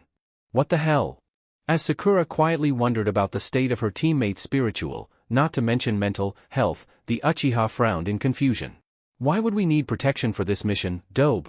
It's just a C rank. Naruto snorted in disdain. Heh, right. Just a C rank. Tell me, Sasuke, have you noticed anything in particular about the C rank missions this team gets assigned? Something related to escalation? What are you talking about, Baka? Well, let's examine the evidence, shall we, Sakura? C-rank mission number 1, Zabuza, Haku, Gatu, and the team being turned into a pincushion. C-rank mission number 2, the Chunin exams, Orochimaru, Gaara, the invasion. C-rank mission number 3, the mission to Snow, Chakra armor, Lost princesses, me nearly drowning. C-rank mission number 4, the Nat 2 incident. Both listeners shuddered at the memory, hints of green coming to their features. And most recently, continued the ranting blonde, unruffled at the discomfort of his audience, the escort mission that got me hit with a torture jutsu, my strength boosted to an insane level and my control shot all to hell. The C ranks this team takes are clearly cursed. This being the case, he growled, calming down a little from his near shouting of a moment ago, I am getting a little divine help to keep this mission from getting us, or rather, me, killed. Now if you don't mind, he said, turning sharply back to the altar, I'd like to finish up here and get this mission over with. Okay? Silent nods were the only answer. Giving a short huff of satisfaction, Naruto went back to his chanting, not seeing the glances exchanged behind him. What the hell? I know. Weird. Tsunade made a note in Naruto's file to have a long and serious talk about his religious beliefs. Soon. Alright, enough. Kakashi, you're up. Casually tucking away his ubiquitous orange book, the scrawny Jounin spoke in a lazy voice. When I arrived an hour late. Quiet, Naruto. Naruto had finished up. I assigned him the task of carrying the sealing scrolls. We set off and made it to the capital 3 days later. Damn it Hataki, details, interrupted Tsunade with a snarl. Ma, it's all boring stuff anyway, Hokage-sama. Grrrrrrrr. Ano, I'll take over the report if you like, Hokage-sama. Still glowering at Kakashi, who had by now retrieved his book and was reading once more, Tsunade nonetheless cast a grateful nod to Sakura and settled back in her chair. We set off at a moderate run for the capital. Why the hell am I the pack mule, grumbled Naruto. The reason for his current state of irritation was the 3 scrolls, each some 30 centimeters in diameter and 60 in length, strapped to his back. Sure, it wasn't as though the weight was really all that perceptible or anything, but it was the principle of the thing. 3 scrolls, 3 people. The fair thing to do would be to give one to each of them, but Naruto's gotten stronger, naturally he'd just love to carry all the goods. No, it was pretty clear that Naruto was not enjoying the mission thus far. And truth to tell, neither were his teammates. The weather had turned to foul about 3 hours out from Konoha, dumping a torrential downpour on the 4 shinobi before settling into a soaking drizzle which persisted until nightfall. The storage scrolls had, with admirable forethought, been wrapped in waterproof oilskins. The ninja, however, had not. Then there was the fact that trees are, when wet, thoroughly aggravating to leap between, even with the tree-walking trick to rely on, wet bark conducting chakra differently to dry. This was an even bigger problem for Naruto, as it turned out. It seemed no one had thought to point out to the bombastic blonde that density equals weight, a fact that became evident the first time Naruto attempted to stick to a tree only to peel a great streak of bark from the trunk on his brief but painful trip to the ground. You had to admit, considered Sakura as Team 7 made for that night's safe house, Naruto had a surprisingly broad vocabulary for someone his age, at least in certain specific areas. Still, as entertaining as it was to listen to Naruto swear for 3 full minutes without once repeating himself, the grumbling with which he was currently filling the air was becoming more than somewhat annoying. As such, Sakura, being the most mature member of her team, in her view at least, responded accordingly. Shut up, Baka. Never mind. I was wondering how long it'd take for one of them to snap, thought Kakashi, absent-mindedly disarming the pinkette of the tree branch she was enthusiastically swinging at the blonde. That's enough you too. Naruto, please stop complaining. Now. You are the strongest so you carry the greatest load. The blonde powerhouse sulkily folded his arms, muttering something about forming a union. Sakura, stop trying to concuss your teammate Dash. Naruto's pout lessened slightly. His skull's too tough to hurt and you might damage the scrolls. Only to descend back into shadow. Maybe I should start a support group. Underappreciated Ninja Anonymous. Those two gate guys could join, and Kankuro. So engrossed was Naruto in growling to himself and planning future workplace action that he very nearly overshot the rest point to which Kakashi had been leading them. Not that that was a hard thing to do, really. It was a ninja rest point, after all. In examining the architecture of a building, one can learn a great deal about the character and values of the culture or profession for which it was built. A samurai, trained in war and battle since youth, will, when considering a potential building, focus on certain things. How will I make this building defensible, he will ask. How will I arrange matters for it to provide both protection and strength of attack? Thus, the home of a samurai will, to a greater or lesser extent, generally dependent on the rank and status of the samurai in question, resemble a castle. Strong and tall exterior walls, oblique and confusing entry points and at least one well-concealed emergency exit. Put simply, samurai will, given the option, basically treat their homes as a very large suit of armor. Ninja, however, have a very different attitude and set of design principles to a samurai. While known on occasion to wear armor, a ninja would generally far prefer not to be in the position of getting hit in the first place. As with the samurai, this attitude is borne out in shinobi architecture, an attitude that may be accurately summarized thus. They can't hit what they can't find. Make it plain and unassuming, the ninja will say. Make it dull, boring, and easy to ignore. Hell, make it flat out invisible. And incidentally, when it comes to giving a place that nice, homey feel, a few miscellaneous lethal and borderline lethal booby traps are always stylish, right? Which goes a long way towards explaining why Safe House 23, that evening's destination, was entirely underground, its entrance concealed among the gnarled roots of a 3-century tree and 3 layers of permanent genjutsu seals. The author feels Naruto can be forgiven for missing it, really. 3 quiet thumps, followed by a rather louder one from Naruto, were all that heralded Team 7's arrival at the entrance. Okay Team 7, welcome to Safe House 23, said Kakashi in a tone that was really far too cheery for the prevailing conditions. We have these scattered throughout Fire Country, mostly along the main trade routes. The location varies, but, the Jounin brushed some moss from the massive roots to reveal the kanji for fire and tree. If you find these engraved on a surface, the entrance will be within a 5-meter radius. The cycloptic shinobi paused a moment to enjoy the looks of barely contained impatience on his genin. Is this how Irika feels all the time? I can see why he does it. Anyway, he continued, the entrances are always hidden under a permanent, one-way genjutsu, keyed to a password. Ahem. Will of Fire. The genin stared as an entrance completely failed to appear. Oh, wait, yeah, this is a Tuesday. My bad. Okay, Hiration. The sound of cracking knuckles drifted from Sakura as Naruto slowly drew a kunai and Sasuke's hands drifted into the tiger seal. Okay, wait, it's the waning moon, before dusk and there's 4 of us, ah. Okay, no killing, I got it. The increasingly edgy Jounin muttered, subtly preparing to flee in the event that his next guess prove wrong as well. Taking a deep breath, he spoke. Ika Tactics, page 23. Fortunately for Kakashi's hide, and blood, bones, spleen, there came a shimmer of discharging chakra and, with no fanfare whatsoever, a neat set of concrete stairs flickered into view. I'm really glad that worked, thought the laconic ninja. Well, let's go in and get dried up. Come on. As they stared after their sensei, one thought was occupying the minds of the 3 genin, naturally falling to Naruto to give it voice. Who the hell came up with that password? Wow, thought Naruto as he reached the bottom of the stairs and took in the view. It's exactly as I imagined it.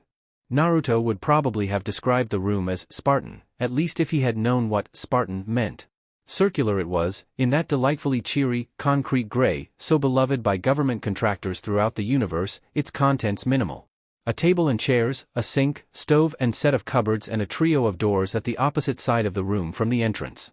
You can tell Ninja designed this place, thought the blonde as he eased the scrolls to the floor, placed his pack beside them and arched his back with a great crackling of vertebrae. Okay, time for dinner, he muttered, carefully rummaging for his supplies.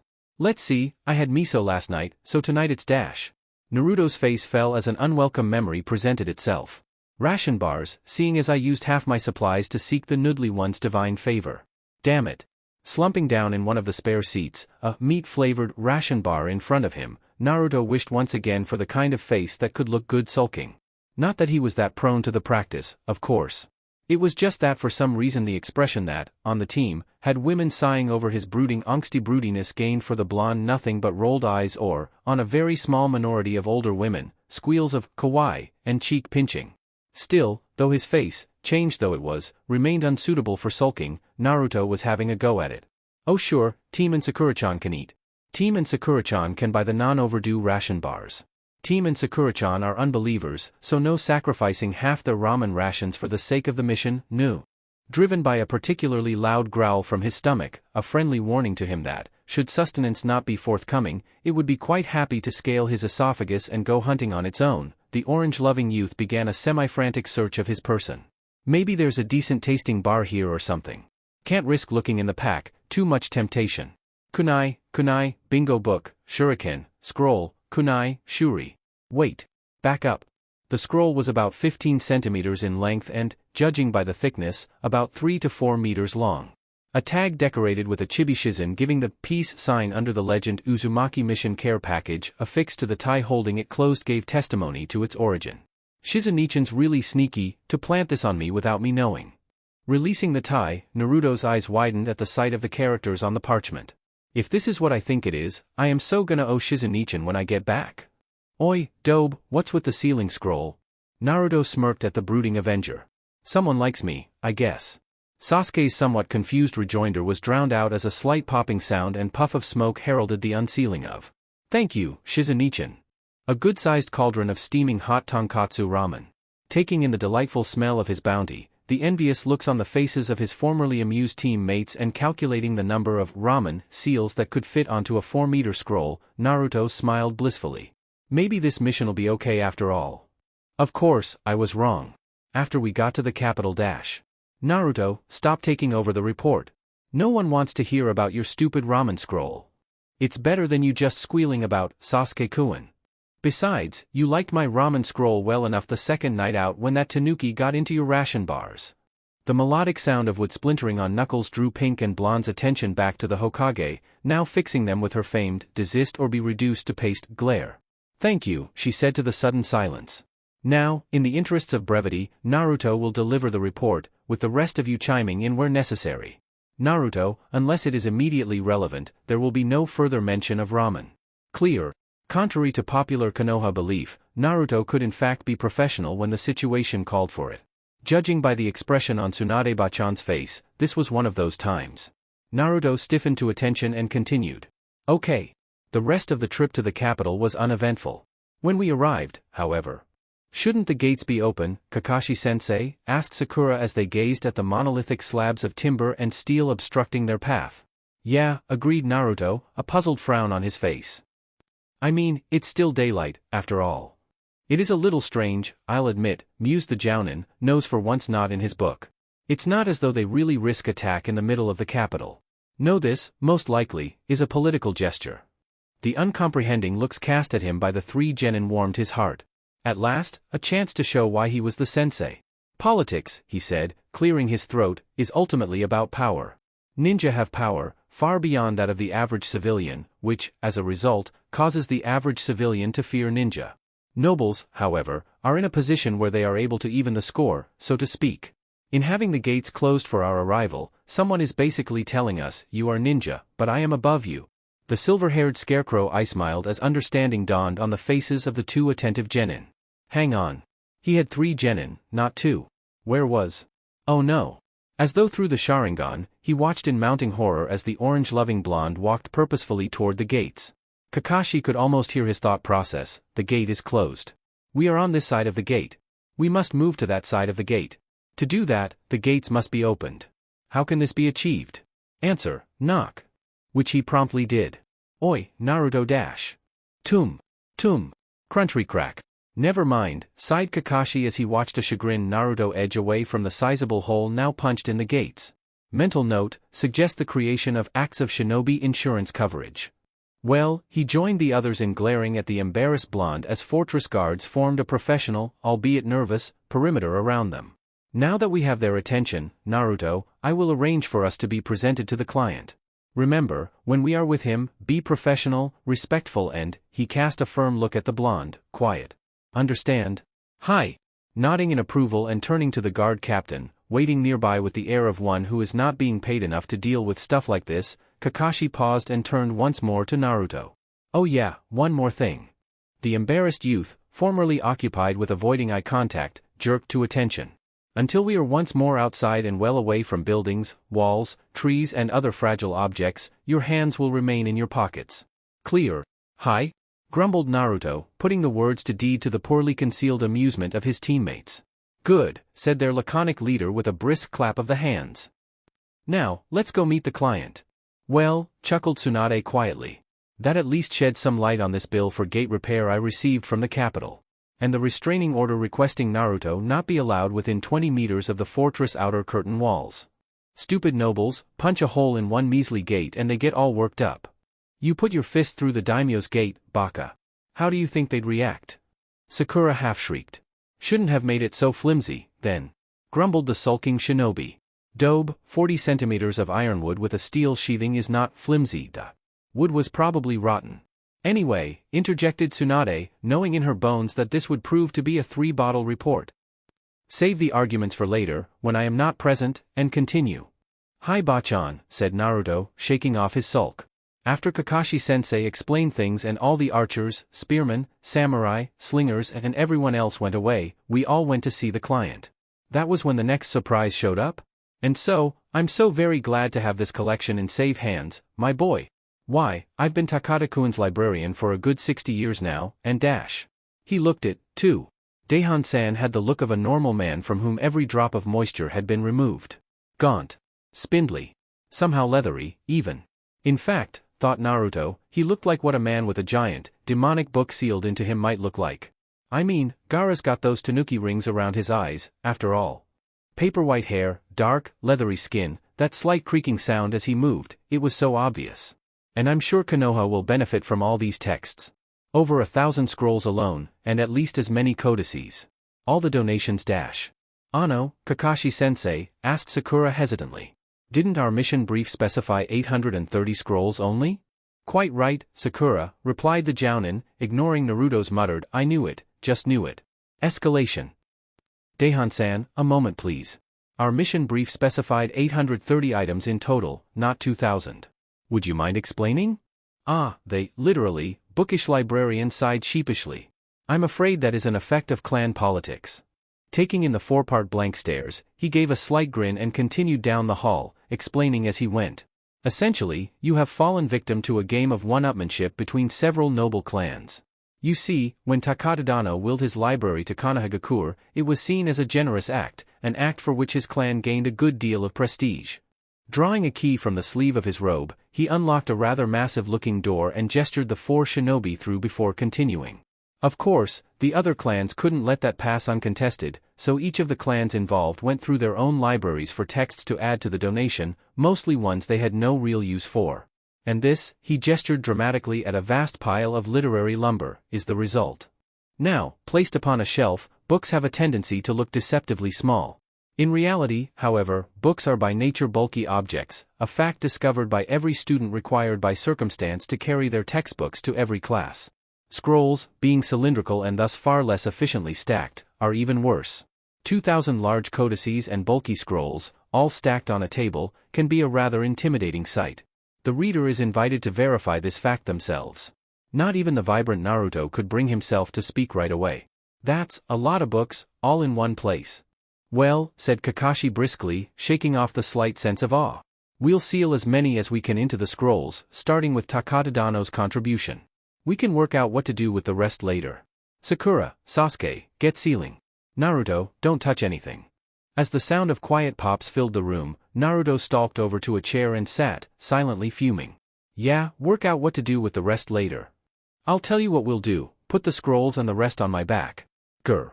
You seem a bit upset, Uzumaki-san. Is something wrong? Looking up, Naruto gave a half-hearted grin to the librarian. Hey, just call me Naruto please. Uzumaki-san makes me think I'm in trouble. He sighed. I accidentally broke something outside, so now I'm not allowed to help with the books. Just carry the sealing scrolls. This won him a look of sympathy from the old man. Yes, I can see how that would be frustrating. You seem like an active young man, so to be forced to be idle would be annoying. This guy's good, thought the blonde. There was a moment of silence before a passing thought caught Naruto's mind. Hey, Daihon-san, what are all these books and things about? I mean, they can't all be on jutsu and techniques, right? Indeed, replied the leathery librarian approvingly. Virtually every subject imaginable is represented in this collection. Here, have a look at the master catalog and see for yourself. Taking the coil of tough rag paper gingerly, Naruto took in the first few titles and gawked. Your kunai and you? Shinobi are from fire, kunoichi are from cloud? The physics of ikebana? The hell dash? Yes, the range of topics is rather broad, chuckled the older man at the younger's reaction. As I said, this endeavor was seen as a way to dispose of unwanted texts as much as a way to gain prestige. Naruto continued scanning the list, his expression growing steadily more incredulous. A guide to lizard racing? Applied chemistry in a combat situation?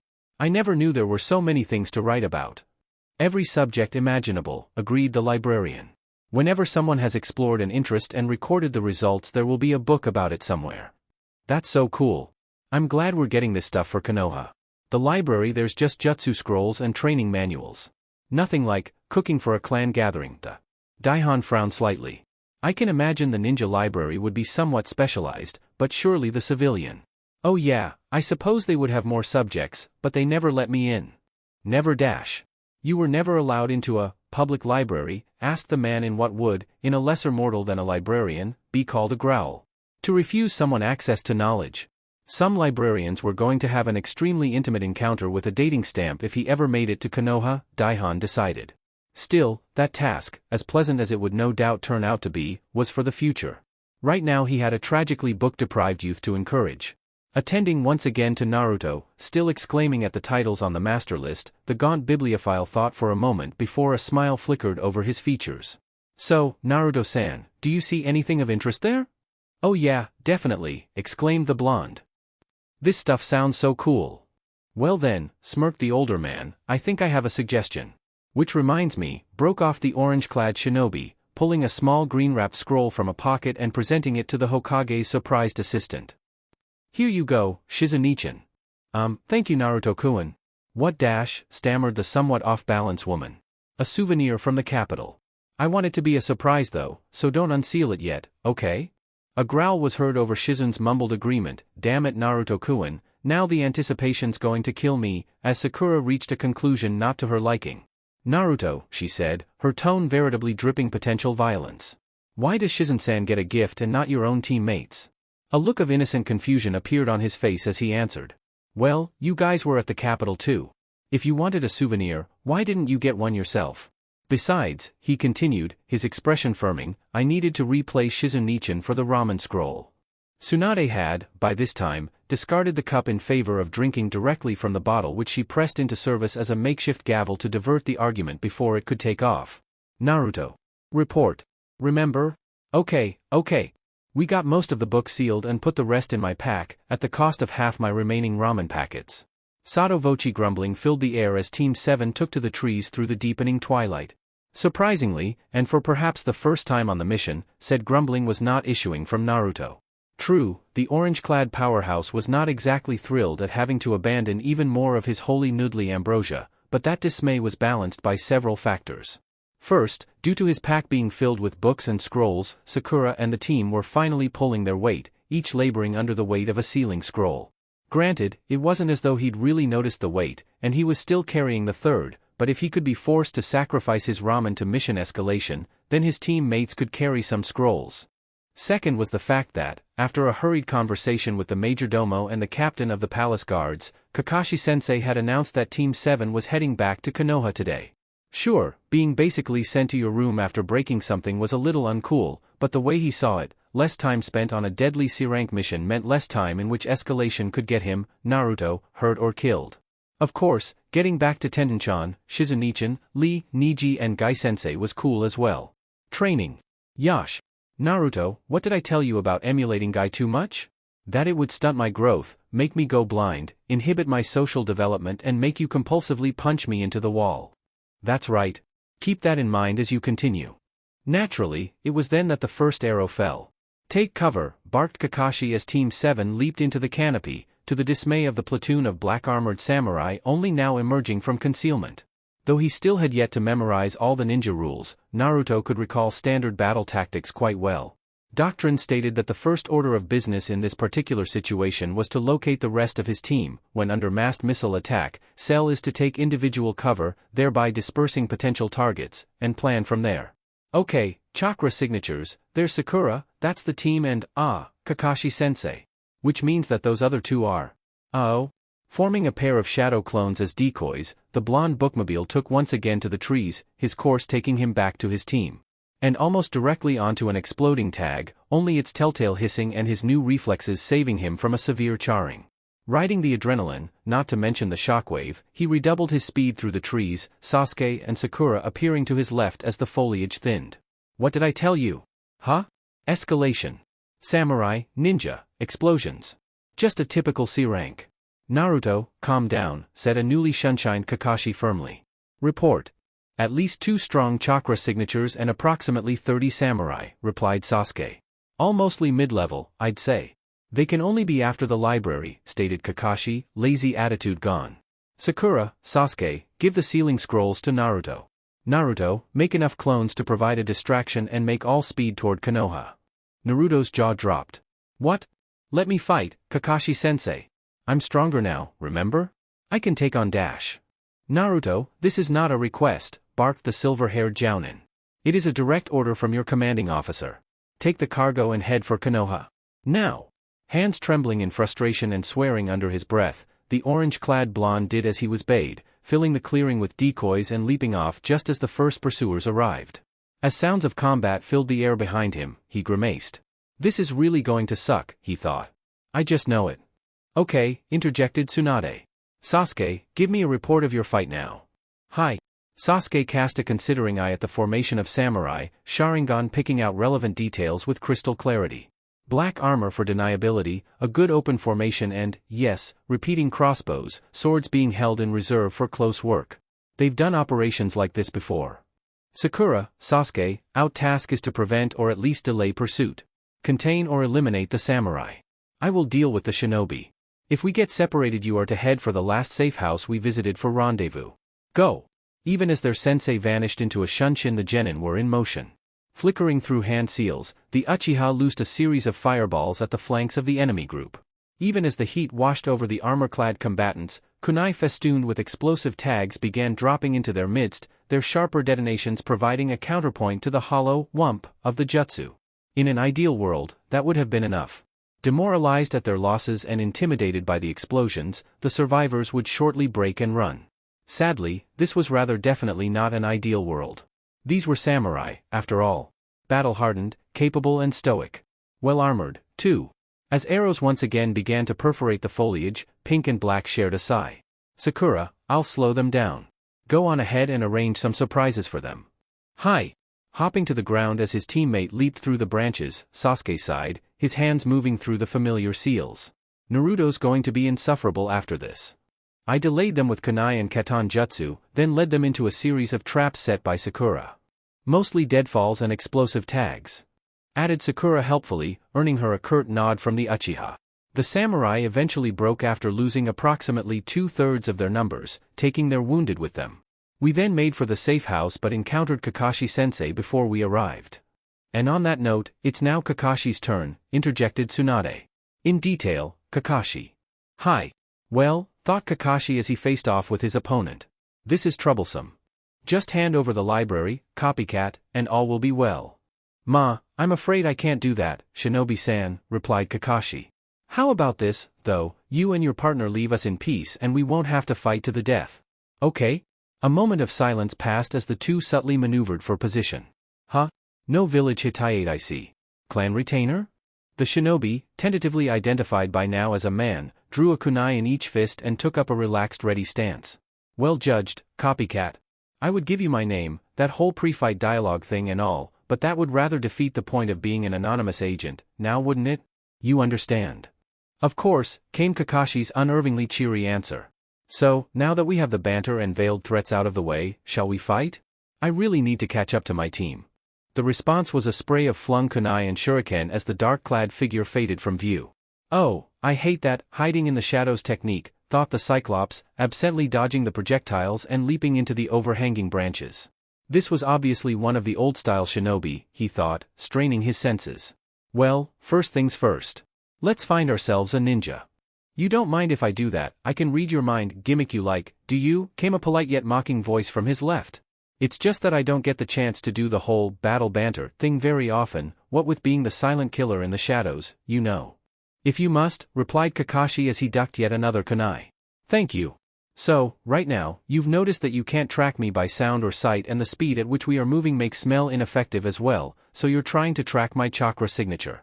Am I right? Is it that annoying when I use that trick? Thought Kakashi, contorting himself into some rather improbable positions to avoid the seemingly endless projectiles. Yes, copycat, it is. What the hell? Never mind. Just find the signature. Kakashi's eyes widened. Nothing at all. What the hell? Oh, very clever. My congratulations, Shinobi-san. That jutsu is a masterpiece. This time, the voice came from above and held a distinct tone of smugness. Like it? I knew the drawback to concealment techniques is hiding too well, so. You blended your chakra with the ambient field like a chameleon on a leaf. I did wonder why you were restricting yourself to tools only. Kakashi could hear the smug grin this time. Yes, the hiding in places technique is a little delicate, but it's not as though I need jutsu to kill, after all. The statement was punctuated by a veritable hail of pointed metal, coming on eccentric trajectories. Swearing, the former ANBU shunshined onto an open branch as the storm of steel reduced his former perch to powder. A flicker in his peripheral vision was all the warning he received before a crossbow bolt embedded itself in his shoulder. Leaping away with a cry of hidden miss technique, the copycat ninja filled the area with obscuring fog as he made a tactical retreat. Not good. How the hell did he track my shunshin? Either he's faster than hell, or… Ah! What's wrong, copycat? Feeling a little sting? Actually, replied Kakashi, his usual bored tone restored, I just thought it was time to shed a little light on the scene. Grand fireball technique. A startled exclamation told Kakashi his hunch as to the direction of his elusive foe had been good. Slapping a patch over the, thankfully minor, wound on his shoulder, the gaunt ninja began another set of seals even as the other shinobi spoke again. Close, copycat, but close isn't good enough. You can't find me and you can't hit me. Give up. Cutting leaf hurricane. Kakashi was quite sure he heard a startled shit as a cloud of razor-edged, chakra-infused leaves filled the air. I really love my job sometimes, he thought as he readied yet another jutsu. There was no mistaking the annoyance this time. What are you thinking to accomplish here, exactly? These area effect jutsu of yours are, at best, a distraction. You will run out of chakra eventually, and I will kill you. And incidentally, the tone grew slightly spiteful, your chakra control is pathetic. The amount of chakra you're wasting with those jutsu is ridiculous. No need to be insulting, Shinobi-san. I'm just a little out of practice, I suppose. Oh yes, lightning tornado technique. Closing his eyes against the actintic blaze of ravening electricity, Kakashi felt a warm glow of satisfaction at the girlish squeal of pain from his still-hidden foe. Yep, that should about do it. That is it. The humor had completely left the voice, replaced with a quite noticeable amount of killing intent. You die now. Okay, track the ripples in the chakra field. Track the ripples. There. Spinning as though in slow motion, he blocked the kunai with a gauntlet plate, dodged another, drew back his own and prepared to throw. And was knocked violently from his feet as an almost visible shockwave of chakra blasted through the trees. Shaking off the tingling of his limbs and blinking spots from his Sharingan, the genius Jounin staggered to his feet and looked around, only to spot the gently smoldering body of his former opponent a few meters away. But I was about to defeat him in a brilliant yet ironic way, he grumbled for a moment, before gazing sullenly in the direction from which the pulse had come. Somehow, I just know Naruto is behind this. There was silence for a moment as Tsunade took in the slight twitching of the silver-haired Jounin, before sighing. Alright Hataki, tell us what your brilliant yet ironic plan was. Then explain what actually happened. Thank you, Hokage-sama. Kakashi cleared his throat then spoke in a lecturing tone. As you know, hiding jutsu are typically flawed, in that they either fail to hide one's chakra signature or hide it too well. Like a moving spot of silence, right Kakashi-sensei? Asked Sakura curiously. Correct, he said, favoring the pinkette with an approving look. Virtually everywhere you go there will be ambient chakra released in trace amounts from living things. Usually a human chakra signature will be stronger than this field and will thus stand out, but suppressing your chakra too well will create a void, which is only slightly less noticeable. This is less of a problem against civilians, of course, he continued with a dismissive wave of the hand. Against Chunin and above, however, it's better to rely on other methods of concealment. Kakashi. Get to the point. Growled the blonde Hokage, inadvertently summing up the feelings of the three genin as well. Hi. Now, this shinobi was very clever. Instead of hiding his chakra, he tuned it to the level of the ambient chakra field. Blending in, essentially. So, that's why he wasn't using jutsu, asked Naruto, somewhat pleased that he was able to follow the explanation. For now, at least. Correct, Kakashi nodded. A jutsu would not only take too much concentration to maintain, the pulse caused as it activated would have disrupted the stealth jutsu as well. Thus, he stuck to physical attacks, launched from perfect concealment. Okay, Kakashi-sensei, but what was your plan? Asked Sakura, the slight twitching of her eyebrow hinting at her rapidly shortening temper. Genin these days, no patience at all. What I was planning was to take advantage of the fact that, to blend in with the ambient chakra, they would have needed to absorb the ambient chakra, at least a little. I deliberately lowered my control as I used the area effect jutsu to flood the area with residual chakra, then looked for abnormal eddies within it. I would then draw him in close and eliminate him. Okay, drawled Naruto. So what did happen? Oh. Well, because of the jutsu, the shinobi had been forced to absorb and emit greater and greater amounts of chakra to blend in. When the pulse hit, the massive chakra surge overloaded his chakra coils and essentially fried him from the inside. There was that much chakra? Cool. Naruto brightened from his formerly thoughtful look. And on that note, said Tsunade with a sigh, we come back to you, Naruto. You had something to do with the shockwave, I take it. Not directly, said Naruto, rubbing the back of his head sheepishly. See, I was heading for Konoha. The orange fighters flickered through the trees almost silently, only the occasional crack of bark or rustle of leaves giving testament to their passing. Ordinarily only too happy to voice his discontent, Naruto was still enough of a ninja to recognize that now was really not the time. He was being pursued, he could tell. The chakra signature had faded, but the occasional flickers in his peripheral vision and the prickling on the back of his neck were quite clear. Okay, he's either waiting for me to run into a trap, waiting for his friend to catch up, or... Naruto had been expecting pursuit and had thus deployed his clones largely to the rear, with only a few in front. This being the case, he had only a very brief warning that, yes, option number 1 was coming true before the spiderweb of ninja wire tightened around him. Damn it. 50 clones and I'm the one to get caught. Spaghetti-sama, you owe me big. Wincing as the wires began to raise welts on his exposed skin, the blonde powerhouse began the process of snapping his way free just as a voice echoed around the trees. You must be very strong to break my wires with such ease, Orange Leaf. I'll have to have a word with the manufacturers. Does every ninja but me know the speaking from everywhere at once trick? Naruto grumbled mentally as he moved into a defensive stance. So, he called, annoyance evident in his tone. Is this the part where you threaten my life unless I hand over the cargo? Actually, I thought I'd just incapacitate you and take them. Sorry. I take it you've been in that situation before? Yeah, once or twice, growled the blonde, cracking his neck and forming an almost instinctive cross-shaped hand seal. A puff of smoke later and 50 more clones reinforced those already present. Hiding among Bunshin, eh? That would be a good move, Leaf, if I didn't have a counter.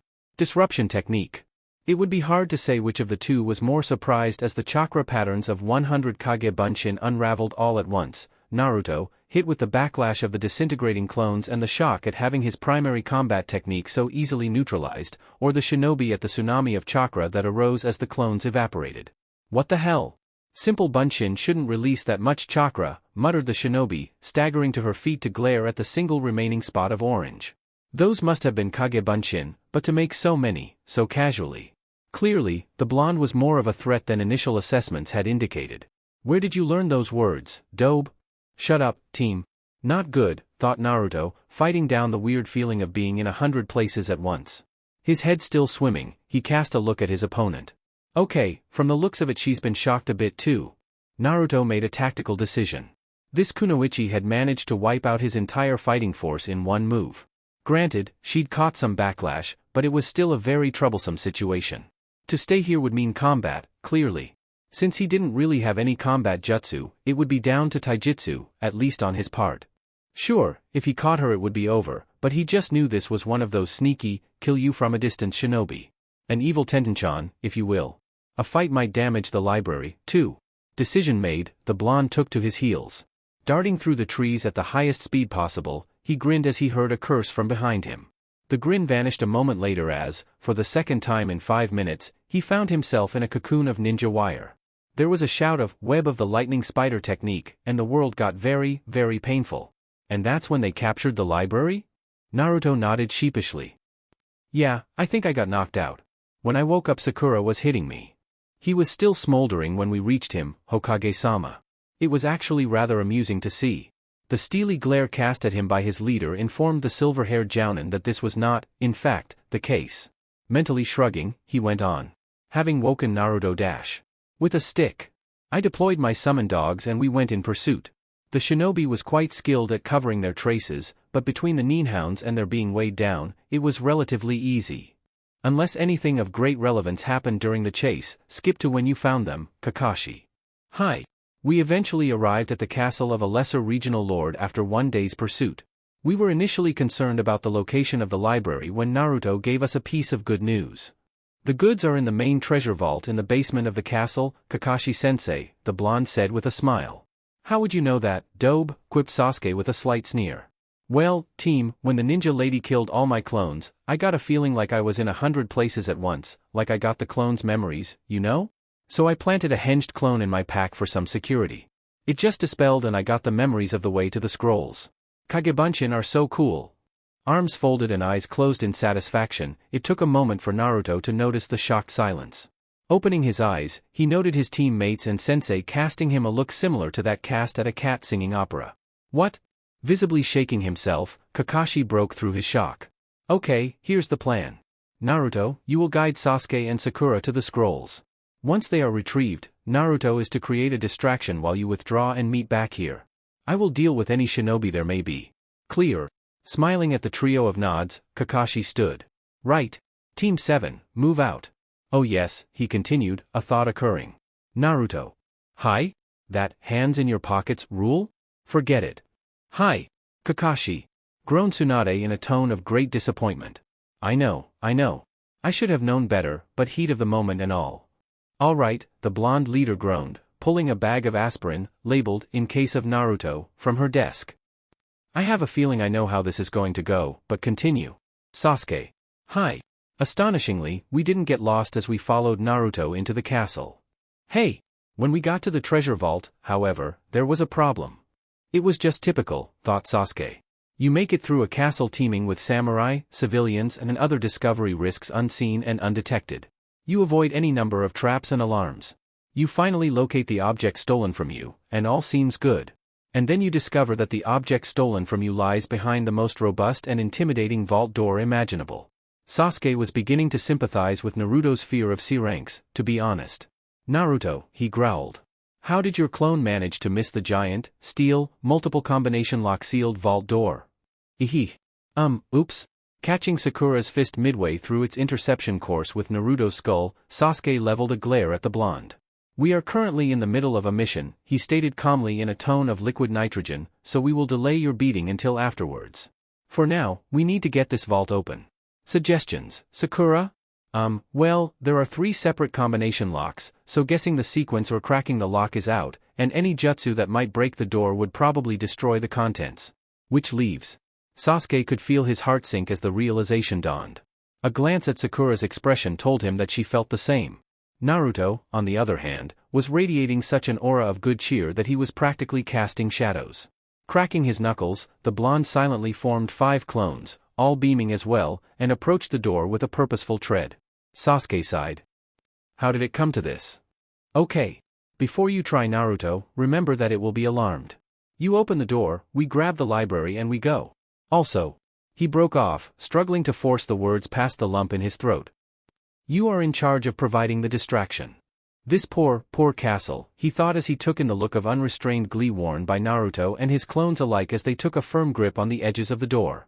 Kakashi-sensei, forgive me for what I must do. Drawing Sakura further down the corridor, he steeled himself and spoke. Naruto. Now. There was a grunt as the orange gang took up the strain, then a moment of silence. After several seconds, just as Sasuke was about to speak, there was a faint twang, then a groaning shriek of tortured metal as the 60-centimeter thick disc of steel was torn from its moorings. Well, are you gonna get the library or not, team? Shaking off the state of shock, and feeling slightly chagrined at being told off by the dobe, he nudged Sakura into motion and the two made a beeline for the scrolls, still intact and unopened, attached to Naruto's pack. It was then that Sakura, all unknowing of the risks of such a statement, made a great mistake. Shouldn't the alarms have gone off by now? The Naruto gang and Sasuke had just enough time to groan as klaxons began shrieking. Bolting for the exit, two clones conscientiously wedging the vault door back into place, Naruto deployed his doppelgangers as an advance guard, glaring at his pink-haired teammate all the while. Thanks a lot, Sakura. Just had to tempt fate, huh? The dobe's right for once. You should know better than that. I'm sorry, alright? It just slipped out. Just head for the exit, guys. I'll follow with the diversion. Clearly hearing the inverted commas around the word diversion, Pink and Black looked at each other, looked at the slightly unnerving grin on the blonde's face, looked back at each other and wordlessly accelerated. Watching his teammates as they reached the top of the stairs, Naruto's grin broadened. Finally, a chance to cut loose. Distraction no jutsu. Let me guess, Naruto. Your distraction no jutsu involved massive property damage, yes? Not directly, Bachan. Okay, she sighed. In the interests of staving off a headache, we'll go back to Kakashi for the moment. There was a moment of silence, broken after a few seconds by a familiar giggle. Huh, thought Naruto. Bachan's angry face is a lot less scary when it's not aimed at me. Kakashi, growled Tsunade, a large vein reappearing on her forehead. You have until I stop speaking to put that book away before I introduce it to your internal organs in a non-surgical fashion, clear? With an embarrassed cough, Kakashi stowed his book and put his game face, back on. Well, in truth there's not a lot more to tell, Hokage-sama. I had made my way to the castle's guardhouse in the interests of sowing some mayhem and slowing pursuit by means of strategically placed exploding tags. I had deliberately avoided concealing my presence, a tactic borne out as I was leaving. So, you managed to follow me, Hatake-san. Clearly I need to work on my stealth. Don't feel too bad, Shinobi-san, said Kakashi with a smile as he took in the black-clad figure. You just fell prey to one of the classic blunders. Never get involved in a land war in Stone Country? No, the other one. Never go up against a Konoha shinobi when a mission is on the line. Oh, I see. An awkward pause ensued for a few moments. Shall we fight now? Yes, I think that would be best. The two subtly readied themselves. A Sharingan was revealed, ninja wire was unspooled. Let's see, thought Kakashi. We've done the threatening pose, the civilized banter. What am I forgetting? Come, Sharingan Kakashi. Show me your skills. Ah? How could I forget chat as you fight? How embarrassing. Chat as you fight?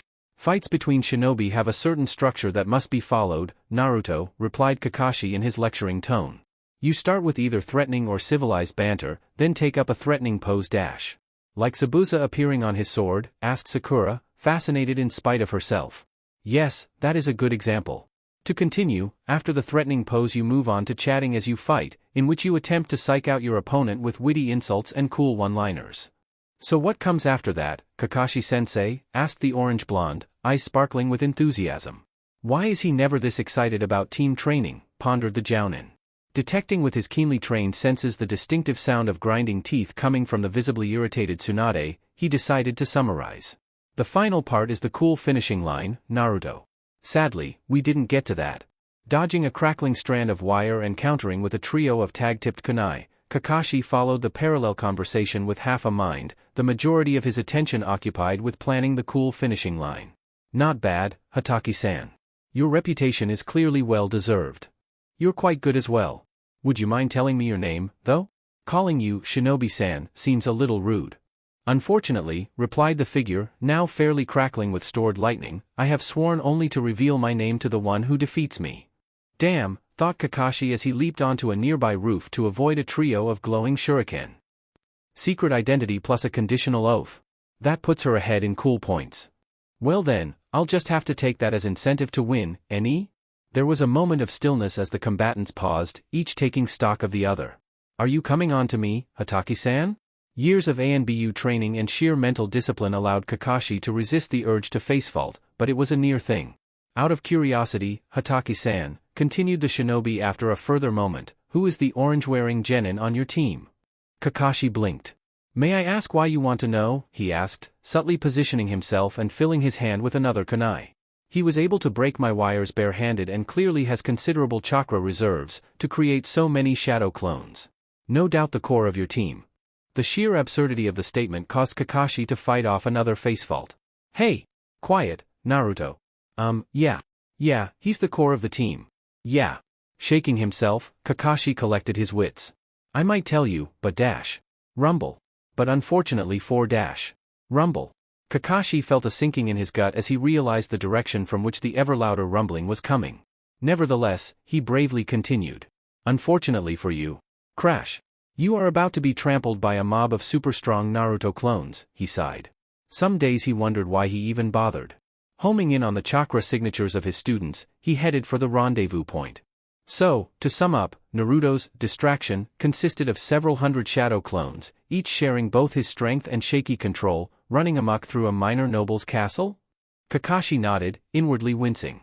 Yes, Hokage-sama. You were aware of both Naruto's strength and lack of control when you gave him free rein as to the form of his distraction? Yes, Hokage-sama. And some of said clones trampled this shinobi dash. Kuroyama Kyoko. What? Her name is Kuroyama Kyoko, Bachan. Naruto, suddenly the focus of a quartet of blank stares, shifted uncomfortably. And just how did you find that out, Naruto? Asked Tsunade in the tone of one unsure as to whether they would like the answer or not. Well, I was heading for the rendezvous point. Ah, sighed the blonde as he followed the traces of his team mates away from the scene of the distraction. I feel better now, he thought. Finally, being free of the need to be careful, to walk on eggshells. To finally not have to worry about breaking things dash. Such was his glee that he completely failed to notice the dark figure until it dropped to the ground in his path. Stumbling to a halt, the blonde instinctively took up the first stance of Silent River and stared warily at the silent shinobi. Peace, she said, presenting her empty hands. I and my partner were required only to retrieve the library and bring it here, no more. We two have no quarrel now. Naruto relaced a little. Surprisingly for some, the blonde had a fairly good sense of body language. Lightning Lady was in a relaxed stance, weight on her heels, with her hands away from her body and fingers spread. In ninja terms, this was the most harmless visage one could present while still conscious. On the whole, Naruto was inclined to accept her claims. Not that he was going to relax too much, mind. Okay, you aren't here to kill me. Cool. So why are you here? To ask for your name, and to give you mine. Eh? That's not really what I was expecting. You defeated me through your shadow clones, meaning I can tell you my name and keep my honor intact. I ask that you tell me yours in return, however. This is a little weird, thought Naruto. May as well go the whole hog, though. Okay. I'm Uzumaki Naruto, future Hokage of Konohagakure. Remember it. And I am Kuroyama Kyoko. An interesting goal, Uzumaki-san. I have a feeling you will be successful. Somehow, Naruto could sense the smile beneath the kunoichi's mask and gave his famous fox grin in return. Even his enemies were recognizing his greatness. Cool. The sound of falling roof tiles and masonry broke the moment and Kyoko took a pace back. Unfortunately, I must be going now. Look me up when next you come to the capital. I'll be following your career with great interest. Yeah, you too. A chuckle was his only answer as the kunoichi faded from view. A moment later and Naruto was alone. Oh yes, one more thing dash. Wah! You should learn about wire use, Uzumaki-san. It can be very useful. Okay, goodbye. Trying to quiet the startled thundering of his heart, Naruto nonetheless clambered back to his feet and once more set off for the meeting point. I have got to learn that vanishing trick. And then the castle fell down. The sound Tsunade made at that was difficult to identify, coming midway between an exasperated sigh and a groan. Okay. Great. Naruto has a civilized chat with an enemy kunoichi. Par for the course. Gra. Team 7, along with Shizune, took a slow step back as their exasperated Hokage struggled to control herself. All right, she said with a long-suffering sigh. Did anything else happen? Earthquake? Forest fire? Meteorite shower? Giant space monkeys? No. Just an easy run back to Konoha. The cargo is in the library vaults right now. A gut-wrenching sigh was the Hokage's response. Okay. Because of this C-rank, Naruto now has a restraining order in place against him. 30 hectares of forest and 1 castle have been laid waste, a potential diplomatic nightmare may have arisen and a potentially hostile private ninja knows Naruto's name, appearance and village. The blonde brawler paused, drawing a deep breath. It is only the fact that these events could not reasonably be anticipated or predicted, along with the fact that you retrieved the cargo, that I am not suspending all of you indefinitely. As it is, her voice firmed, her eyes fairly blazing with resolve, in the interests of public safety, the security of Konoha and my continued sanity, I am making the following decrees. First, Naruto. You are now assigned to a minimum of 1 month's intensive control training with Team Guy. Kakashi's eye widened in sympathy, knowing exactly what Guy would view as intensive. Rest in peace, Naruto. Second, Tsunade continued, unaware of Kakashi's inner horror. Team 7 is, as of this moment, banned from all further C-rank missions. Yes. Naruto was tackled to the ground in mid-glump, his paean of thanks not fading or slowing in the least for the 3 bodies weighing him down. Thank you, thank you, thank you. Yes. No more C-ranks. Nice, safe, B's and A's. Yada. There's something very wrong with this kid, was a thought unknowingly shared by the adults present as the blonde gently shook off the restraining bodies and climbed back to his feet. Visibly restraining his emotions, the spiky demon container fumbled in his belt pouch for a moment before gingerly retrieving a small sealing scroll. Gently placing it on the now somewhat confused Hokage's desk, he gave her an embarrassed smile. I was saving this for your birthday, Ba-chan, but since you've saved me from a painful, stabby fate, I figure I'll give it to you now. Open it later, okay? Grinning broadly at Tsunade's slightly bewildered nod, and causing Shizune to once again struggle against her squeeze/glomp instincts, Naruto stepped back in line with his teammates. Cursed anticipation, growled the blonde Hokage mentally. Okay, let's speed up the report so I can unseal this. All right, she said, her tone businesslike once more. This about fills in all the gaps left in your initial report. Team 7 is on mission leave for 1 month, minimum, or as long as Naruto's supplementary training lasts. Individual and D-rank missions will be available after 1 week. Dismissed. Oh, hold on a moment, Naruto. Headed for the door, the blonde in question turned, only to neatly field what he noted to be a bingo book.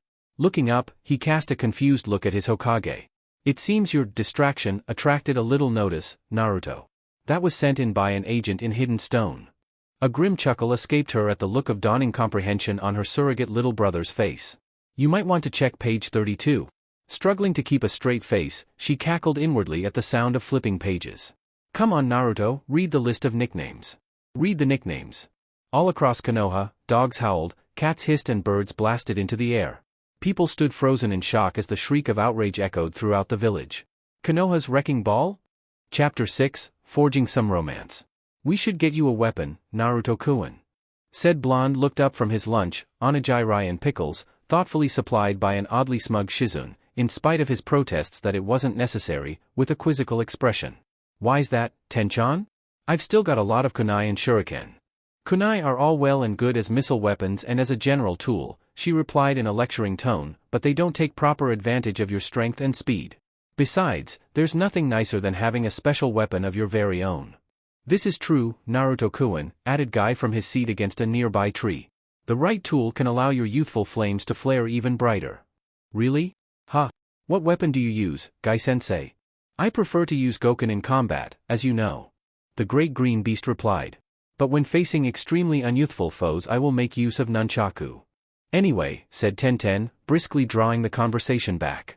We need to get you a weapon, and you still haven't been by to visit the shop like you promised. In fact. She trailed off as she glanced sharply at the blonde, ignoring the suddenly pale faces of her teammates. Yes, I think it's time. Time for what, Tenchan? Twinkle senses tingling. The bun-haired girl's grin had a slightly manic quality as she replied. Time for another of Higurashi Tenten-sensei's amazing ninja makeovers. Yash. Niji, Lee, let us enjoy a youthful race around Konoha, my cute students. Yes, a jog to aid our youthful digestion. Come, Niji-kun, let us go. Now. What was that all about? Wondered Shizune as the trio of dust trails gently drifted in the breeze. Tenten shrugged. Not sure. They've been like that ever since I tried to set Lee up with a pair of cesta. Honestly, it's not as though his eyebrows didn't grow back, after all. She's scaring me, Gaki. Suck it up, tail boy. Anyway, Tenten shook off her reverie and fixed the blonde with a bright smile. Let's go and get you sorted out. Well, okay Tenten, time to sweeten the deal. Tell you what, Naruto-kun. If you don't like the results of the makeover, I won't charge you for the weapon, how's that? Okay, deal. Don't worry, Gama-chan. Your belly will bulge yet. As the two headed off for the Higurashi residence, Shizune having reluctantly departed for the tower with a parting glare for the brunette when Naruto had been distracted, their mood was mixed. Naruto, ignoring the whimpered protests of his tenant, felt a cautious optimism. Tenten, while outwardly calm, was on the inside engaging in a squealing chibi dance of glee. So, said Tenten, her professional tone contrasting with the sparkling in her eyes. Is there any weapon you particularly like? Naruto considered. He had resigned himself to the fact that, now that Tenten had gotten her hands on his gear and garb, he would indeed be paying for the weapon. It transpired that Tenten's parents owned the largest shinobi outfitters in the village, with a correspondingly large selection of merchandise.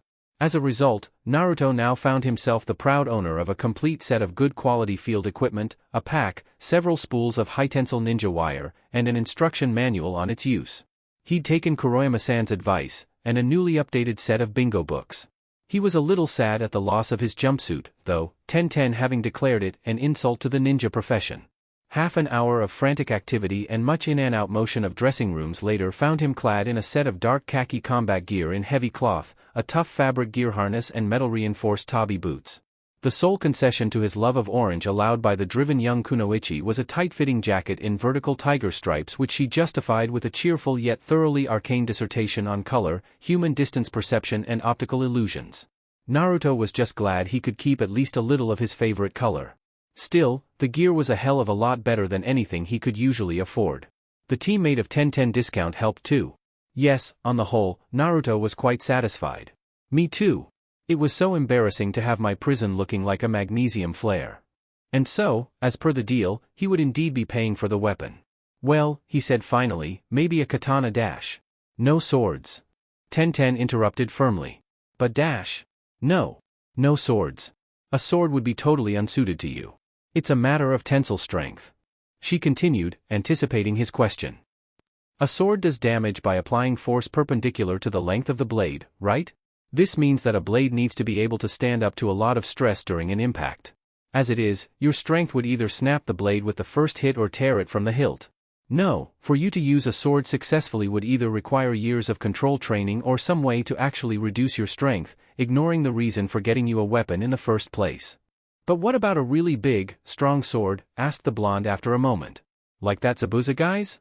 Tenten once again shook her head. No, a Zanbatu's no good either. How much do you know about weapon theory, Naruto-kun? Silently swearing vengeance on the academy's teachers at her friend's look of incomprehension, the weapons mistress began to explain. Okay Naruto-kun, it's like this. There are 9 basic ways to strike someone with a weapon: straight down, diagonally down from the right and left, horizontally from the right and left, diagonally up from the right and left, straight up and a thrust to the center. With me so far? Encouraged by the whiskered one's fascinated nod, she continued. Good. Now, as a general rule, the smaller and lighter the weapon is, the more lines of attack are available but the less damage you can inflict. Kunai, wakizashi, jo, all light enough to hit them all.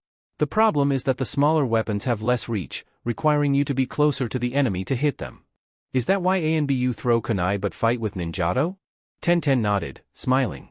Right. The ninjato is a good compromise between range, damage potential and variety of attacks, allowing all 9 lines of attack while keeping the opponent at a reasonable distance. Now, her tone became businesslike once more. As the weapon grows larger, the lower lines become more and more difficult. With any weapon over about 2 meters in length, the lower lines become for all intents and purposes impossible. Any sword capable of standing up to your strength would, sadly, have to be so large as to rule out anything beyond swinging it overhand like an axe or side to side. No technique, no skill, just Raf. Naruto smash. No swords for you. Fortunately, she grinned, patting the discouraged youth on a shoulder as she opened the door to the main storeroom and flicked on the lights. There are more than just swords available. Whoa, breathed Naruto at the sight of rack upon rack of lethal creativity. Yup, chuckled Tenten. Now, we have a warehouse to ourselves and a whole day to ourselves in which to look. Let's get you a partner. Trial 1. MMPH. Yeah, I think you're right. That one doesn't really work. MMPH. MMPH. No, don't move, Naruto-kun. Give me a moment and I'll get you dash. Snap. Out. Wincing as steel chain links spanged off the walls, Tenten sighed at the sheepish look the blonde was giving her. Right. Well, I think we'll steer clear of chain weapons from now on, huh? Yeah, I think you're right, Tenchan. Meteor hammer, rejected. Trial 2. So, what do you think? Hefting the long work of metallic art thoughtfully, Naruto considered. Well, the lines of the blade are nice and I like how the wood tones set off my eyes. And it has a nice, neo-barbarian appeal. Well, come on then, interjected a visibly cheerful Tenten, gesturing at a life-sized training dummy. Try it out. Shrugging, the young ninja took up the two-handed high guard the weapon's mistress had shown him and swung. Grinch whip whip whip crunch. Blonde and brunette looked in silence from the twisted remains of handle in Naruto's grasp to the two halves of the training dummy and finally to the great crescent blade half embedded in the wall. So, no good? She nodded. Too much strength difference between haft and head. Huh? Tenten sighed. Half too thin, head too heavy. No good. Ah? Great axe, rejected. Trial 3. Hey Tenchan, how about this one? Where the hell did you find that? She asked, staring at the 10-kilo chunk of metal the blonde was happily waving around. Out the back. It was stacked against a wall next to a big chunk of metal stapled to a stump. Stapled to dash. Naruto, stay out of my dad's forge. We have an entire warehouse to play in, that should be enough. Besides, that isn't even a weapon. Faced with a mute puppy eyes no jutsu, Tenten sighed. Alright, try it out. But only once, she barked at the blonde's look of glee.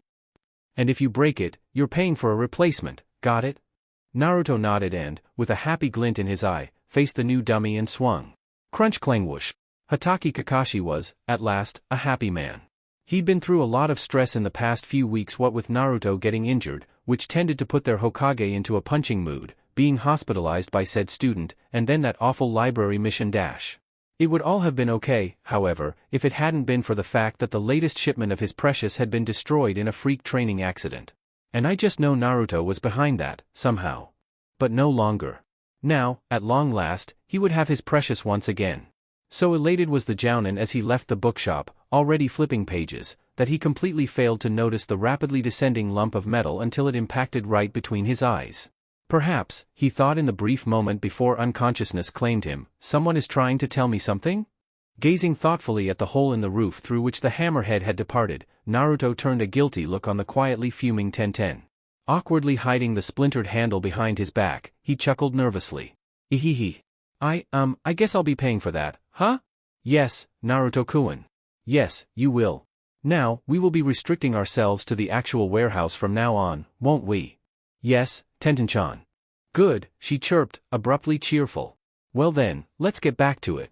Now, I'm seeing you in something steel, maybe a dual weapon look to bring out your pectorals. Did she scare you just then too, Gaki? Like a world without ramen, Fox. Naruto-kun. Coming. Blacksmith small, rejected. Trial 4. No. But dash. No. Absolutely not.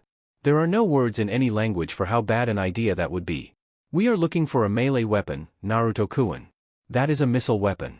Hell, you can throw kunai further and with more force than that thing. Naruto cast a startled glance at the apparatus he was manhandling back into the shed. Huh? Good point. Shoving the mess of steel and cable back into place under Tenten's watchful glare, he sighed for what might have been. Would have been cool to fire it at least once, though. I know. Stingy bun girl.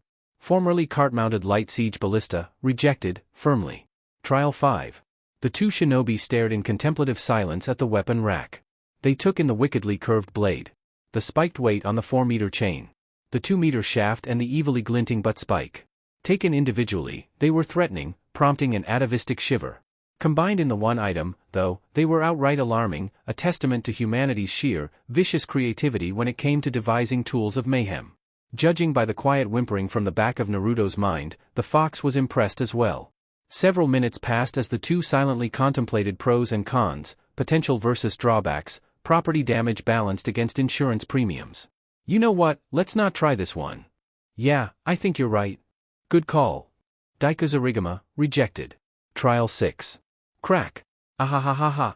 Tenten sighed, watching yet another training dummy experience violent bisection, the sound of her friend's cackling laughter filling her ears. This looked like being another rejection, for one very simple reason. Crack crack. Ahahaha. Naruto was having way too much fun with it. Carefully timing her movements to stay in the whiskered one's blind spot, she paused, waiting for the right moment, before darting forward and quickly snatching the grip from his loosened fingers. Hey, gimme! Calmly coiling the length of braided wire, and thanking her lucky stars for her growing resistance to the eyes, she strode to a nearby rack of shelves, atop which she deposited the weapon. Tenkan, whimpered Naruto, gazing at the shelf with watery eyes and quivering lip. No, Naruto-kun, the bun-headed girl replied in a firm tone, gesturing at the fresh gouges in the walls and fragmented dummies. You may play with the viper's tongue when you are prepared to be responsible. /ah. Grudgingly following his friend, the blonde cast one final yearning look at the shelf before sullenly heading into the polearm section, quiet grumbling echoing in his head. Bet Shikaku or Nibi get to play with cool weapons of doom whenever they want. Stupid lack of corporeal form. Braided ninja wire bullwhip, rejected, pending good behavior. Trial 7. Crunch. Tenten sighed as Naruto sheepishly dropped the fragments of timber to the floor. It was so frustrating. A spear, particularly one with a good broad blade, would in theory be lethal in the blonde's hands, combining range, potential lines of attack and a devastating thrust. If only Naruto would stop squeezing through the haft. Wandering through the racks as her friend set to salvaging spearheads and quarterstaff ferrules and brushing timber fragments into the kindling pile, she mentally ran through options. Okay, spears out. Naginata, out. Halberd, bill hook, lahaber, any striking weapon, anything with a thin shaft, that limits things. Muttering as she walked, the frown on her face growing steadily sharper, she was on the verge of rejecting polearms entirely when a flash of crimson caught her eye. Naruto nervously adjusted his grip on the iron shaft and glanced at Tenten, who cast him a reassuring smile. It's okay, Naruto-kun. Just do the kata I showed you. Okay Tenchan, agreed the blonde, hesitantly making a passing step forward and bringing the great shovel head around in a sweeping arc. Tenten smiled as her friend's movements grew more and more confident, shovel head and crescent blade whirling around in a dance of potential destruction. Faster and faster the blonde shifted through the steps, the staff of the weapon audibly humming in the air. Maybe this was the one. GRNCH. Ehehe, whoops. Tenten felt her eyebrow begin to twitch as she took in the half-circle of twisted metal that had formerly been a polearm, causing her overpowered friend to gulp at the slight prickle of killing intent filling the air and surreptitiously note possible escape routes. Sorry, Tenchan. I got excited, and I guess I gripped it too hard and, It's okay, Naruto-kun, replied Tenten with a long-suffering sigh. It was a long shot anyway. So, said the whiskered one after a few moments of silence. Want me to straighten it again? Would you, please? Monk's spade, and other assorted polearms rejected. I'm bored. Shut up. Really bored. Shut up, Fuzzy. Bored. Shut up or I'm asking Guy-sensei about youth and hard work. Fine, I'll be quiet. No need to get nasty, Gaki. On the whole, Naruto was quite glad Tenten had elected to work off some stress at the kunai range and left him to wander through the warehouse, his tenant making it more and more challenging to maintain his temper. I don't know why we're still back here, Kit. You know we could get the whip down from there. Tenchan said no. Do you really want to get her angry with us? Well, no, but, the whip. Truth be told, Naruto could sympathize with the giant rug. Oi! The whip was cool, all braided and wiry, with the hiss and the WH crack, and still, Tenchan knew stuff about weapons. If she said no, there was probably a good reason. It was a very high shelf, too. You know, continued the fox as Naruto wandered toward the back of the warehouse, you could always persuade the bun girl. Some puppy eyes, a smile, some nibbling. Guy-sensei, please share your youthful teachings on hard work with your youthful student. All right, you've made your point. As the booming mental voice faded into sullen grumbling, in which the words prude, brat, and whip featured prominently, Naruto sighed. In truth, he was beginning to get a little discouraged. Even after a day's looking under the guidance of Konoha's premier weapons mistress, they hadn't found anything. We found the whip. Interjected a certain oversized chicken thief in a sullen tone. Will you shut up about the whip already? Snapped the blonde, temper finally worn through. Yeah, I liked it too, but Tenchan said no whip, so no whip. Besides, he continued, we could still find something. Yeah, right. Like anything cold be as cool as the whip. How about that? Replied Naruto, gaze fixed on a nearby weapons rack. I stand corrected. Yanking the last kunai from the target with perhaps a tad more force than truly necessary, Tenten slumped down onto the ground with a growl. It was so frustrating. She'd never had this much trouble setting someone up before. Even Lee had required only a few hours to hook up, even if he did only use the cesti on rare occasions. And then there was Naruto. 9 hours, 8 trials and countless outright rejections later and he still hadn't met his perfect partner. No, this could not continue. Her reputation as a metallurgical matchmaker was at stake. If the gentle reader has perhaps been wondering how Tenten managed to reconcile being both a weapons mistress and a romantic, let them wonder no more. Okay, she thought. Let's review. It needs to be strong enough to stand up to a strike, long enough to extend his range but not so long that it reduces his attack potential.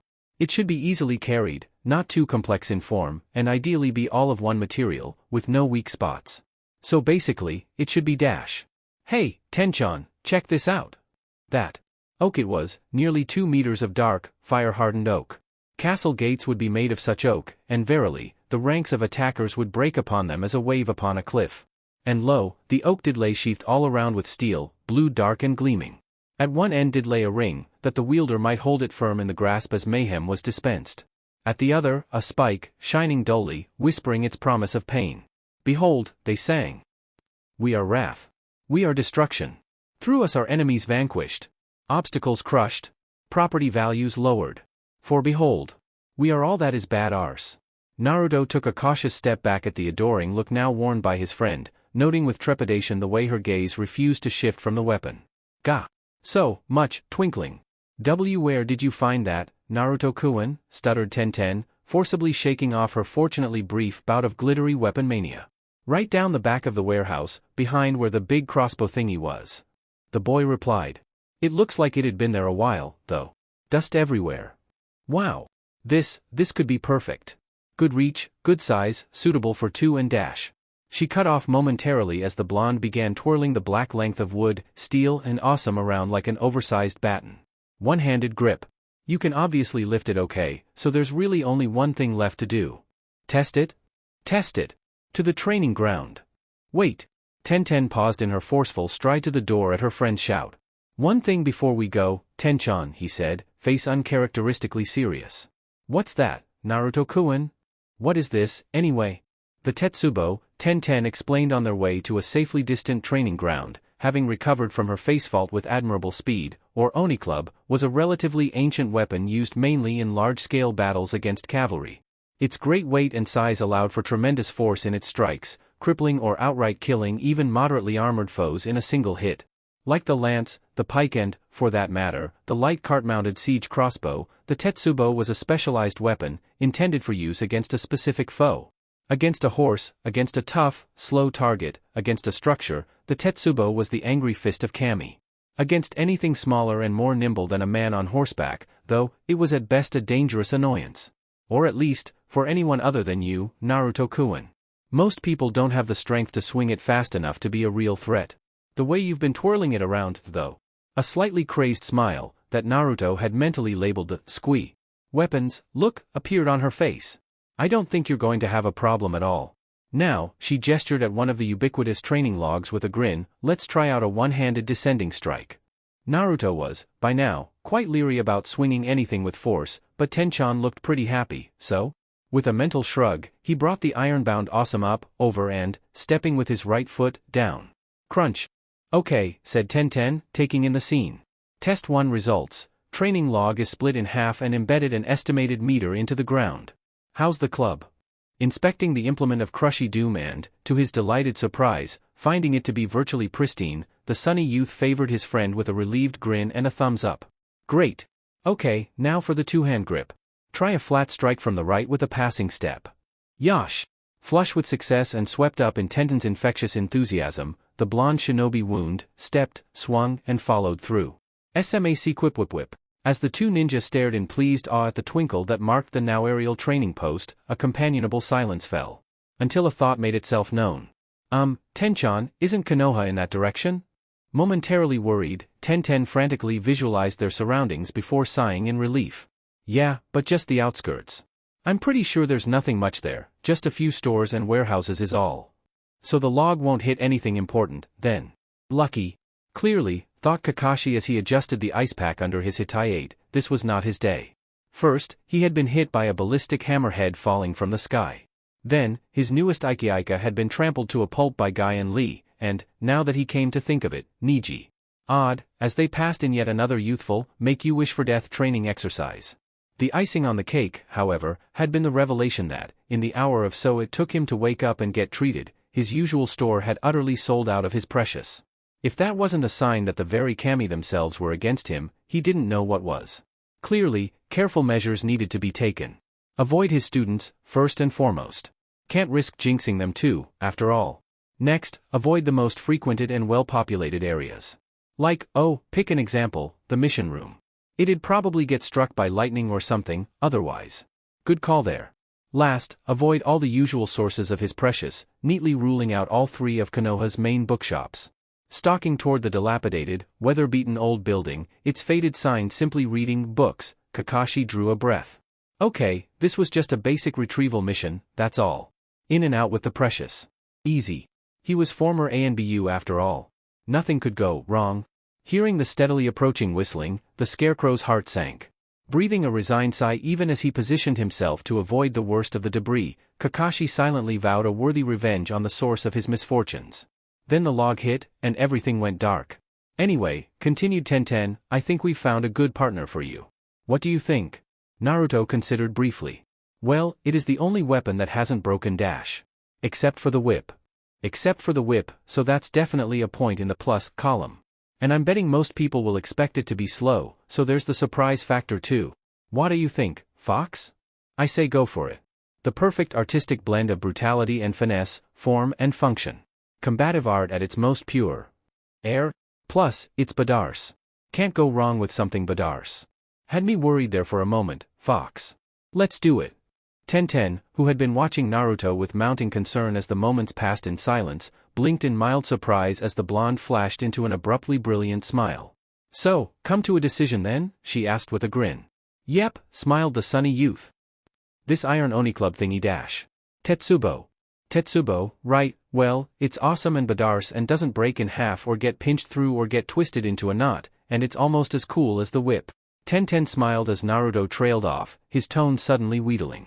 No whip for you, Naruto-kun. Maybe when you're older. Stingy. Ignoring the grumbles from his subconscious, the young man gave the club an idle twirl or two as he mustered his thoughts. It's pretty distinctive, too. You remember someone who uses a giant club.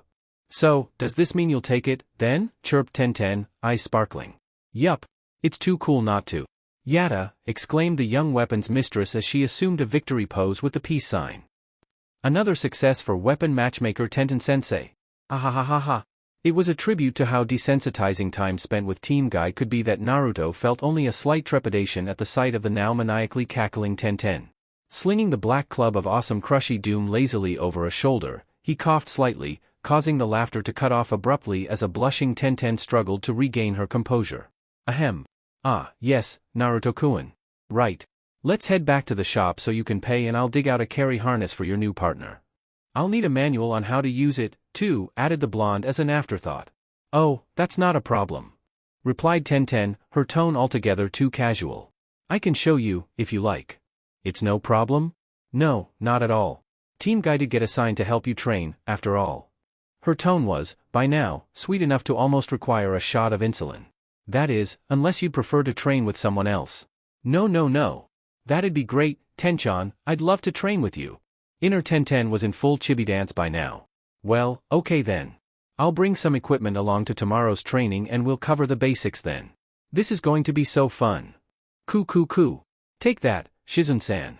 A comfortable silence fell as the two smiling teens ambled through the trees, each occupied with their thoughts, Naruto with a fantasy involving a protection mission, madly fleeing bandits and the phrase, say hello to my little friend, Tenten with an image of snuggling with Naruto in the middle of a recently decimated training ground, a sulking Shizun tied to a nearby tree. Ano, Naruto-kun? Yeah?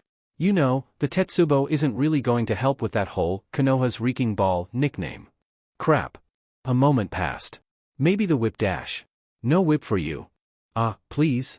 No. But dash. Nope. Tenkayan. Don't make me stab you, Naruto-kun. Meanie. Chapter 7, Beauty and the Green Beasts. Niji was doomed. He was certain of this. He had carefully collected the evidence, weighed up the points for and against and arrived at the conclusion via a series of logical steps. He, Hyuga Niji, was doomed. Really doomed.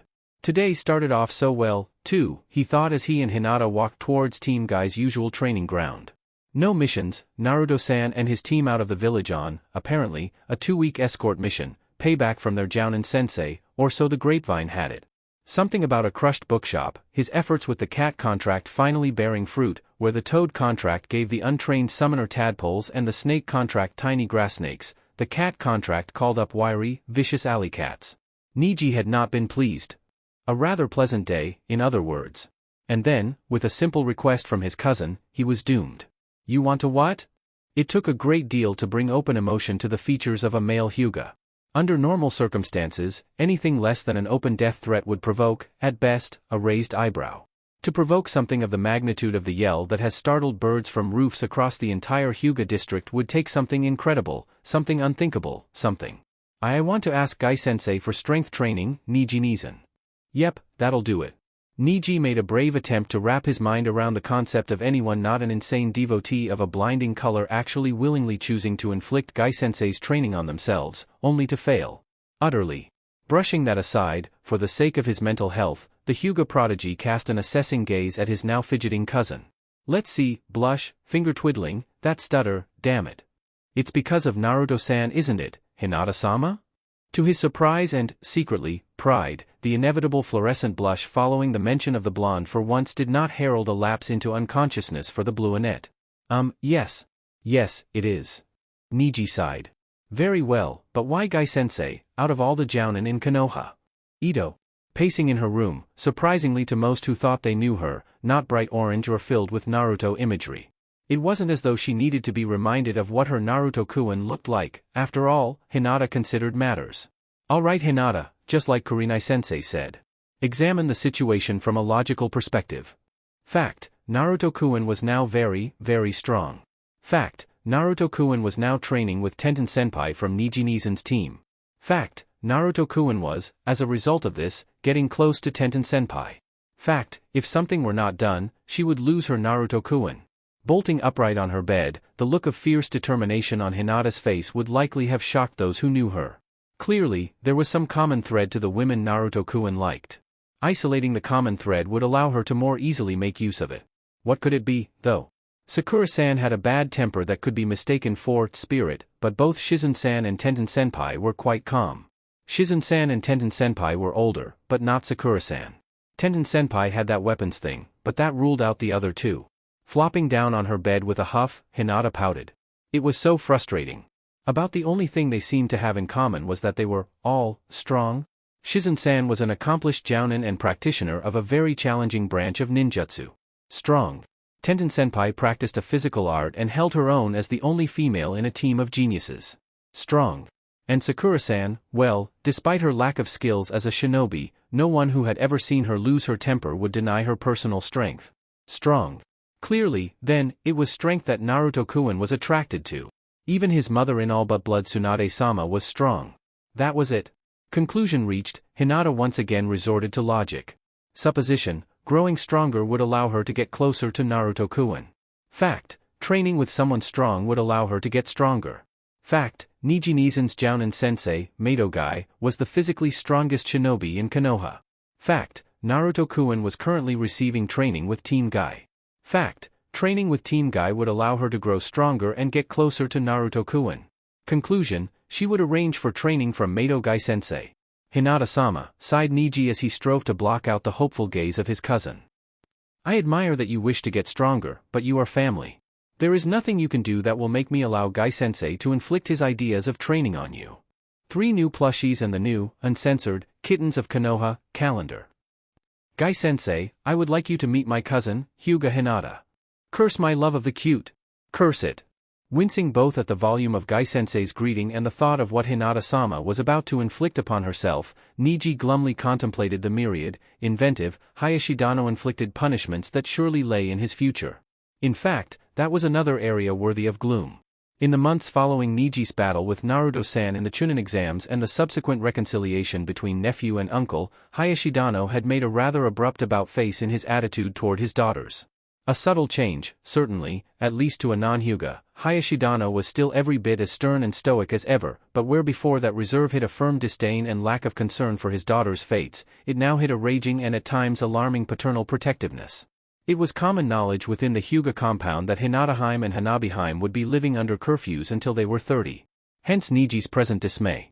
Since the new Hayashidano had yet to develop a sense of proportion concerning his daughters, a grazed knee or inconsequential act of rudeness would more likely than not be met with the same response as an attempted assassination, either response being delivered with the same cool, emotionless Hyuga efficiency. Niji made a mental note to have a quiet word with the green beasts as soon as possible on the subject of proper behavior, improper and the violent, Byakugan-impelled vengeance that would inevitably follow the latter. Carefully noting from the shadows that the all-too-familiar genjutsu had dissipated, the stoic young man sighed. He definitely should have stayed in bed. Hinata had to admit, she had been a little apprehensive at the thought of training with Niji Nizen-sensei. There were stories about the bowl-cut jounin, crazy stories about insane training. Carrying boulders, kicking through tree trunks, that sort of thing. Hinata, being the kind-hearted soul she was, had always dismissed the stories as rumor and exaggeration, with perhaps a touch of envy on the part of the speaker. They couldn't possibly be true. Now though, as she stared at the burning eyes, casting faint shadows from their brightness, and shining grin of her temporary sensei, the young Hyuga found she could believe every single one. She was no longer a little apprehensive. No, she was now extremely apprehensive. Snapping out of her nervous reverie, the shy Blueonette jerked upright as Guy spoke. So tell me, Hinata-chan, why do you wish to take part in our youthful training? Ano, I wish to get stronger, for someone important to me, and Kurenai-sensei said your training was the best for that. In point of fact, Kurenai-sensei's words had been more along the lines of, Guy's training will make you insanely strong, but you'd need to be insane to try it. Hinata had felt the paraphrasing could be forgiven, considering the good cause. Besides, the kunoichi persuasion classes she had taken at the academy had stressed the importance of flattery in negotiations. Judging by the look on Guy-sensei's face, the gambit had paid off. Puffing up slightly, the green-clad jounin placed his hands on his hips as he smiled approvingly. Well then, he exclaimed. As a favor to your increasingly youthful cousin Dash. Niji stifled a shiver at the description. I shall assist in the realizing of your youthful fires. Hinata-chan. Lee. Guy-sensei. Wa MMPH. Hinata-chan. Lee. Guy-sensei. MMPH. Fortunately for the now thoroughly terrified Hyuga heiress, Guy released the three-way hug of youth, patent pending, when he noticed his newest student going limp. A few hurried apologies and a great deal of gasping later and the three set about the training. Niji and Tenten, meanwhile, bowed their heads in prayer. Yash. You have stated the desire to become strong as quickly as possible, Hinata-chan, said Guy, his bearing uncharacteristically serious. Continuing at Hinata's nod, and ignoring the smell of incense wasting from Tenten and Niji's direction, he gestured her over to a pile of stones. I will be truthful, Hinata-chan. This training will require every spark and flicker of your spirit and willpower. It will be exhausting and at times painful. But I promise you, you will be stronger than you have ever been, if your drive is firm enough. He paused, eyes calmly meeting her own nervous gaze. What is your decision? Strong. Strong plus Hinata equaled Naruto attention. Naruto attention plus time plus effort equaled Snuggles. Snuggles plus time equaled. Guy and Lee shared a concerned look as the shy girl flushed a youthful but slightly worrying red, eyes glazing over and a silly grin appearing on her face. Tenten twitched from where she was idly twirling a double-ended chain flail, Mr. Smashy Smash. Niji silently winced at the narrow-eyed glare he was suddenly receiving. Oh goody, he thought bitterly as his apparently aggravated teammate straightened. Dodging practice today. Lee took a cautious step forward when the fugue went into the second minute. Ano, Hinata-san? I'll do it. Yes, Guy-sensei. For the person I admire, I will accept the training. Guy's features, formerly serious, were transformed as a proud smile appeared on his face. Yash! The flames of youth are strong in you, Hinata-chan. Let the training begin. Come Hinata-chan, Lee. We shall now run 100 laps of Konoha. Hi! And, 100. Well done, Hinata-chan. Now, we shall climb the Hokage monument 30 times using only our hands. Yash! Hi! 30, excellent.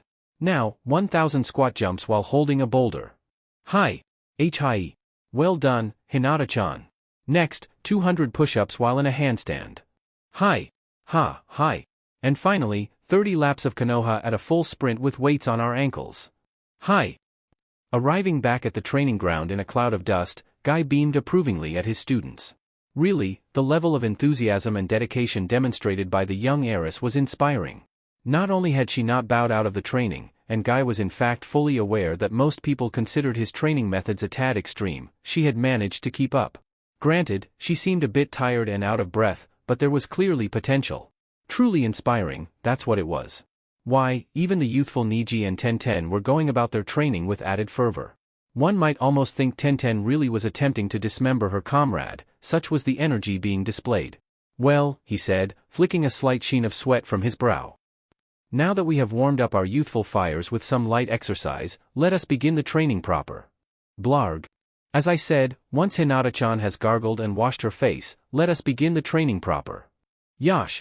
I shall assist Hinata-san to the stream, Gai-sensei. She seemed slightly fatigued. Nodding his approval to the green-garbed genin who proceeded to slip one of Hinata's arms over his shoulders and all but carry her off, Gai considered. Goken would not truly serve in this instance. Strength was more a precursor and prerequisite for Goken than an effect, after all. Standard weight training was out as well. Bulky muscle was a no-no for shinobi, kunoichi in particular. No, what was required here was strengthened and lengthened fast-twitch muscle, reinforced slow-twitch and some skeletal development. As quickly as possible, no less.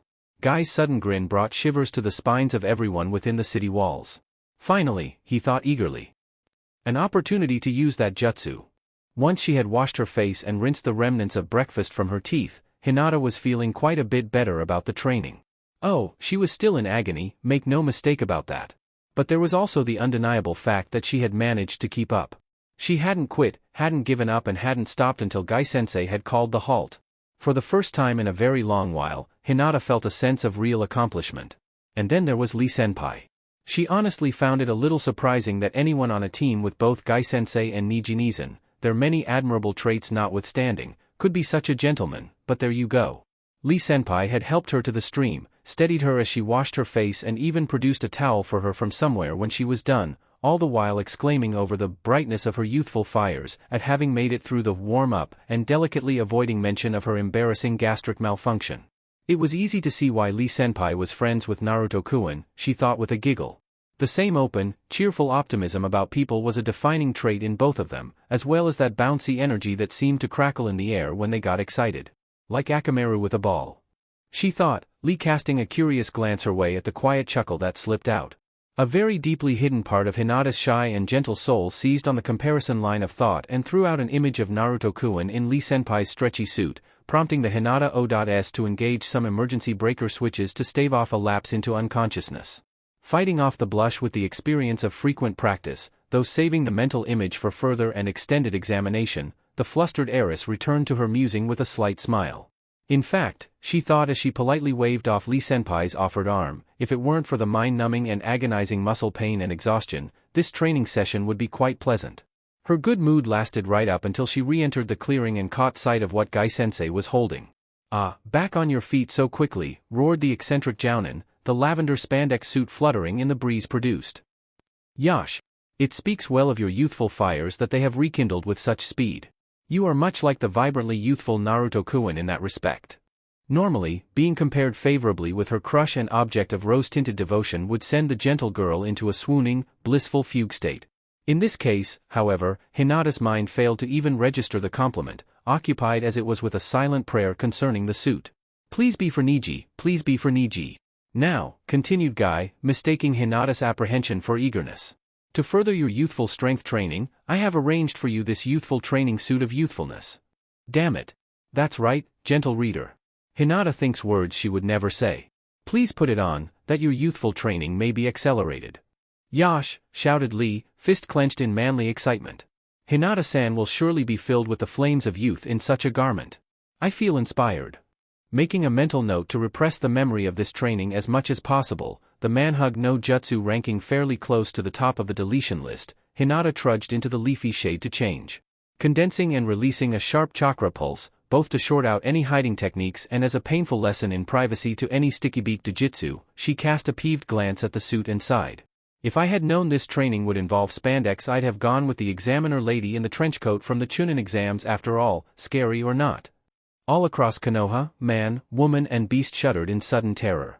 Donning the suit, and it deserved the capital letter, oh my, yes, the by now thoroughly dismayed Hyuga heiress stalked back to her sensei, face bright red and gaze downcast in displeasure. This was so embarrassing. The suit clung. And gripped. It didn't hide her figure at all. She, Hyuga Hinata, would have to walk around in lavender spandex. Hinata sullenly emerged from the undergrowth, firmly slipping her jacket on over the suit, her expression making it abundantly clear that a line was being drawn, beyond which there lay monsters. "Ah, Hinata-chan," roared Guy at her return, silently noting the small act of defiance and approving. "Your youthfulness fairly shines forth. I shall now explain the significance of the Mato training suit." Hinata, having been firmly raised by her nannies in the "if you have nothing nice to say, say nothing at all" philosophy, judged it safest to maintain a respectful silence and watch for any passing flickers of meaning in the probable torrent of words. "The Mato training suit of youth is the crowning achievement of my clan," the energetic Jounin continued, his voice losing some, but by no means all, of its bombasticity. "My ancestors were technique designers by speciality, designers of genjutsu, ninjutsu, fuinjutsu. In virtually any technique scroll you may lay a hand on in Konoha, you will find a contribution from my clan. Yes," he continued at Hinata's now fascinated look, "if it is not a family or clan-developed technique, odds are that a Mato has been involved in the development. And yet, it is in taijutsu that my family truly shine. Taijutsu, when ninjutsu is defeated, genjutsu is dispelled and fuinjutsu broken. Taijutsu developed, strengthened and perfected through the aid of the other three schools of techniques. And now that you have donned the suit," he straightened, a broad, happy, yet utterly terrifying smile appearing on his face, "we can begin." Tenten watched the interaction from across the clearing with mixed and conflicted feelings. The greater part of her, it being abundantly clear to all just who the young Kunoichi's special someone was, wanted to unfurl her scrolls, to call forth her armament in wrath and divine stabby vengeance on the interloper. Or at least to make it abundantly clear just who had first dibs on the whiskered blonde, she thought, distractedly flicking a kunai at the only other Hyuga within range. "Ah? Oops, sorry Niji." Tuning out Niji's ranting, Tenten sighed. As cathartic and satisfying as going all Sengoku on the shy heiress would be, she knew it was ultimately impractical. Damn anti-justifiable murder laws. Thunk. "Ah? Sorry again.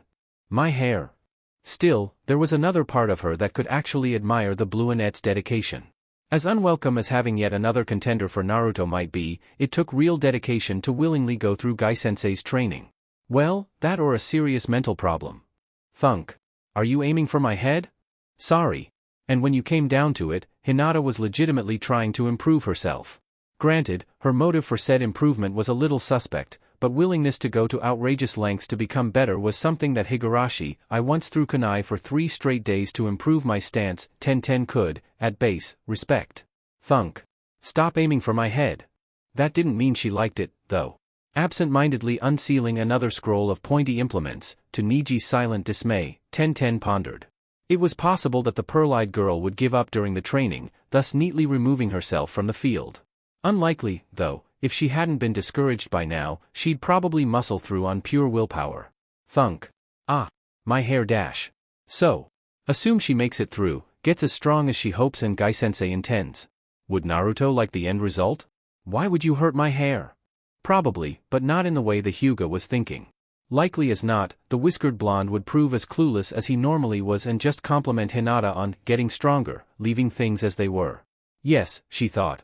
Better to see how matters turned out and just scale up her own actions. "Come now, Hinata-chan. 500 push-ups. Let your youth blaze forth. High." As the shy girl wincingly began the exercises, with Lee doing the same in the interests of fellow feeling, Guy beamed with pride as he began his explanations. "As I said, Hinata-chan, the training suit is the product of considerable work in the field of fuinjutsu. You may be feeling chakra pooling in your limbs?" "Yes, Gai-sensei." How? "There are specialized chakra feedback/genjutsu seals woven into the fabric over the primary muscle groups and nerve clusters. As you exercise the muscles, the seals will feed the radiant chakra produced back into the muscles concerned, accelerating the speed of development by several orders of magnitude and eliminating a good portion of the fatigue. How are you feeling?" Good, Gai-sensei," Hinata replied with a blink of surprise. "My arms, back and chest feel a little tired, but not too bad. There's an odd tingling, though. That will be the youthful feedback seals stimulating the growth of muscle tissue," replied the Jounin with a beaming smile of approval. "We shall now undertake a youthful conditioning regimen in order for the suit to develop your muscles and skeleton sufficiently for Phase 2.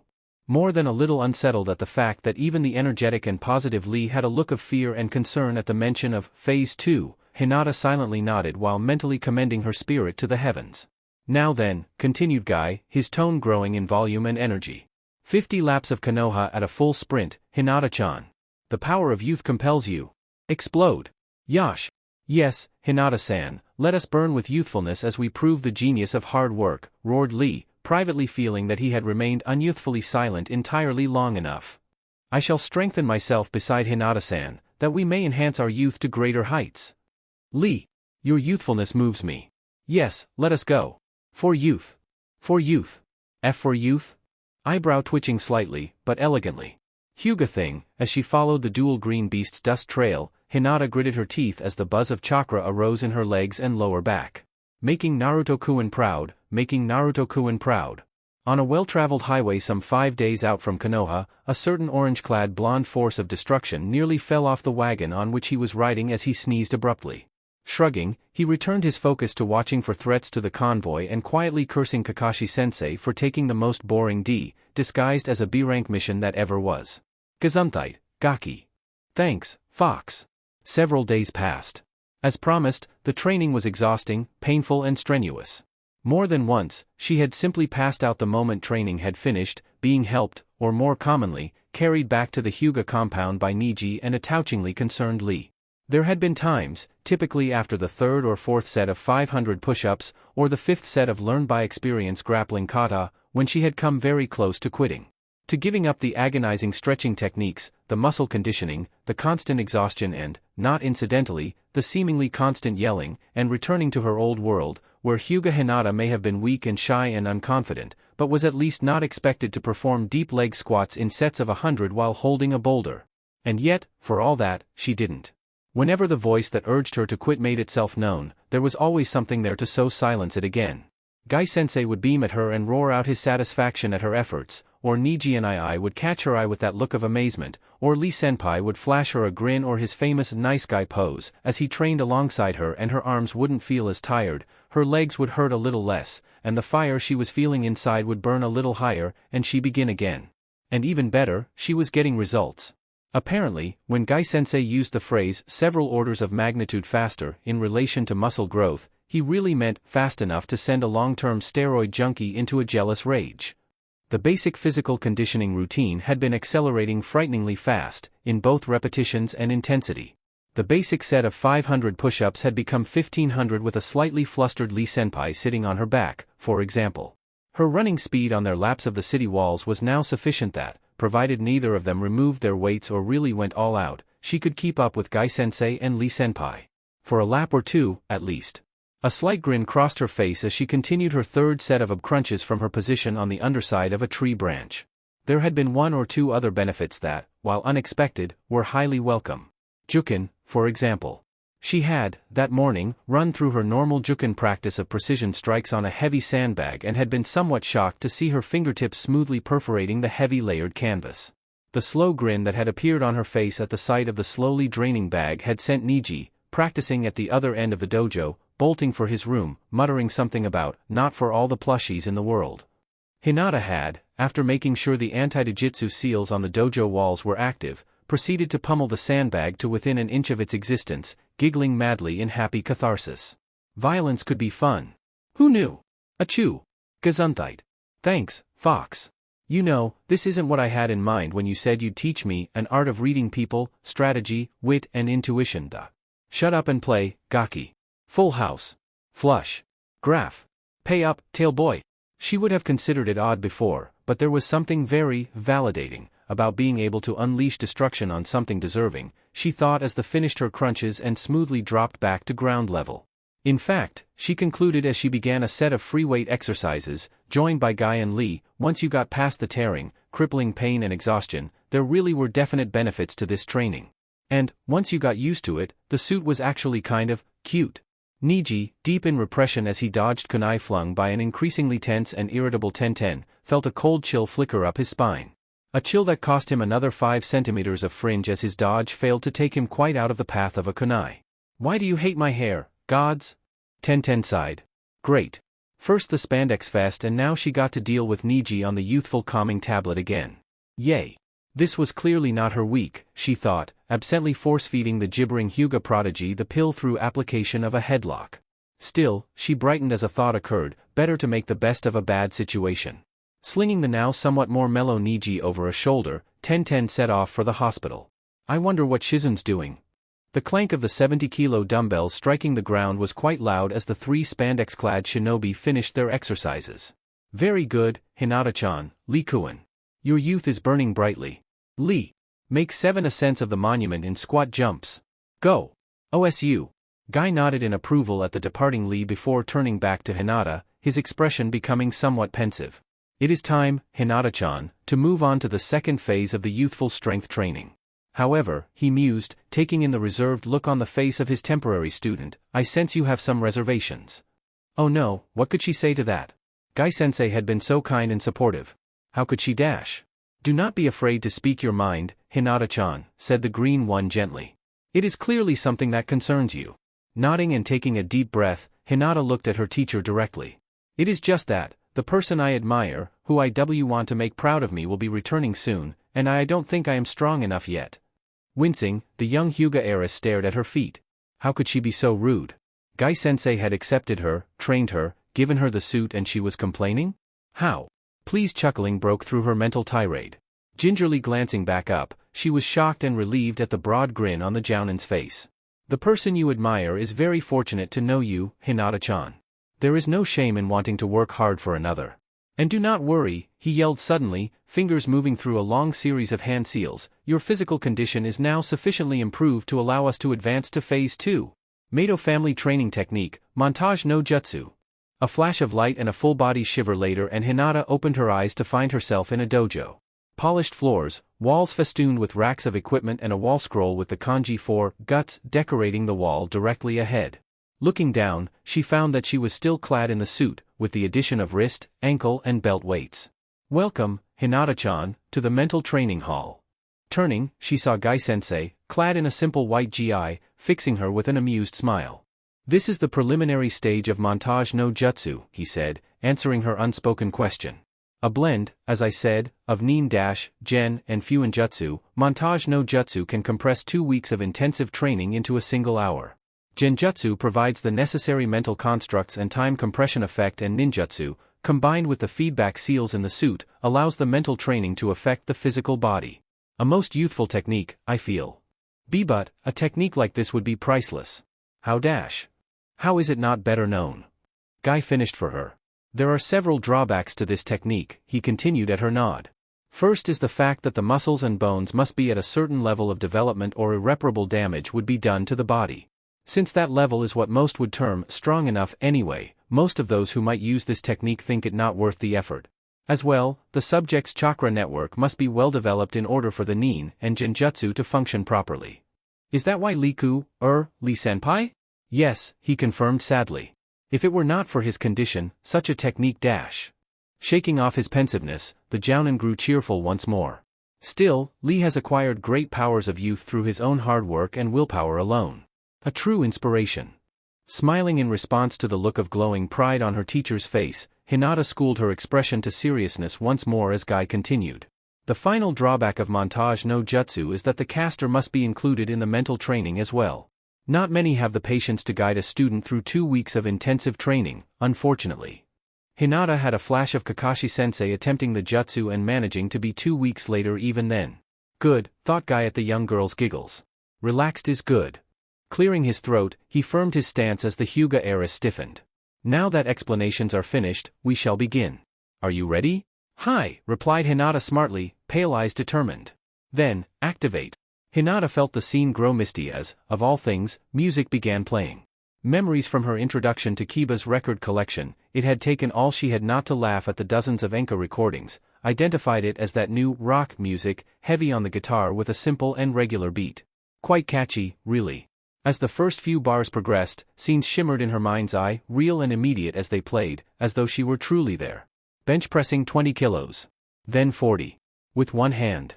Running through wrestling forms, the belt around her waist colored to show her level. White belt. Green belt. Black belt. Chin-ups with ankle weights. 2 hands.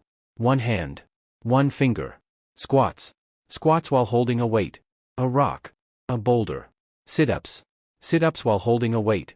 Sit-ups while suspended from a tree. While holding a weight. Push-ups. Push-ups with weights. On one hand. on one finger. The images accelerated, merging, parting. As they danced, some distracted part of Hinata, removed from the jutsu, marveled at the feeling of power swiftly building in her limbs. Could this be what Gai-sensei, Lee-kun, and Naruto-kun felt like all the time?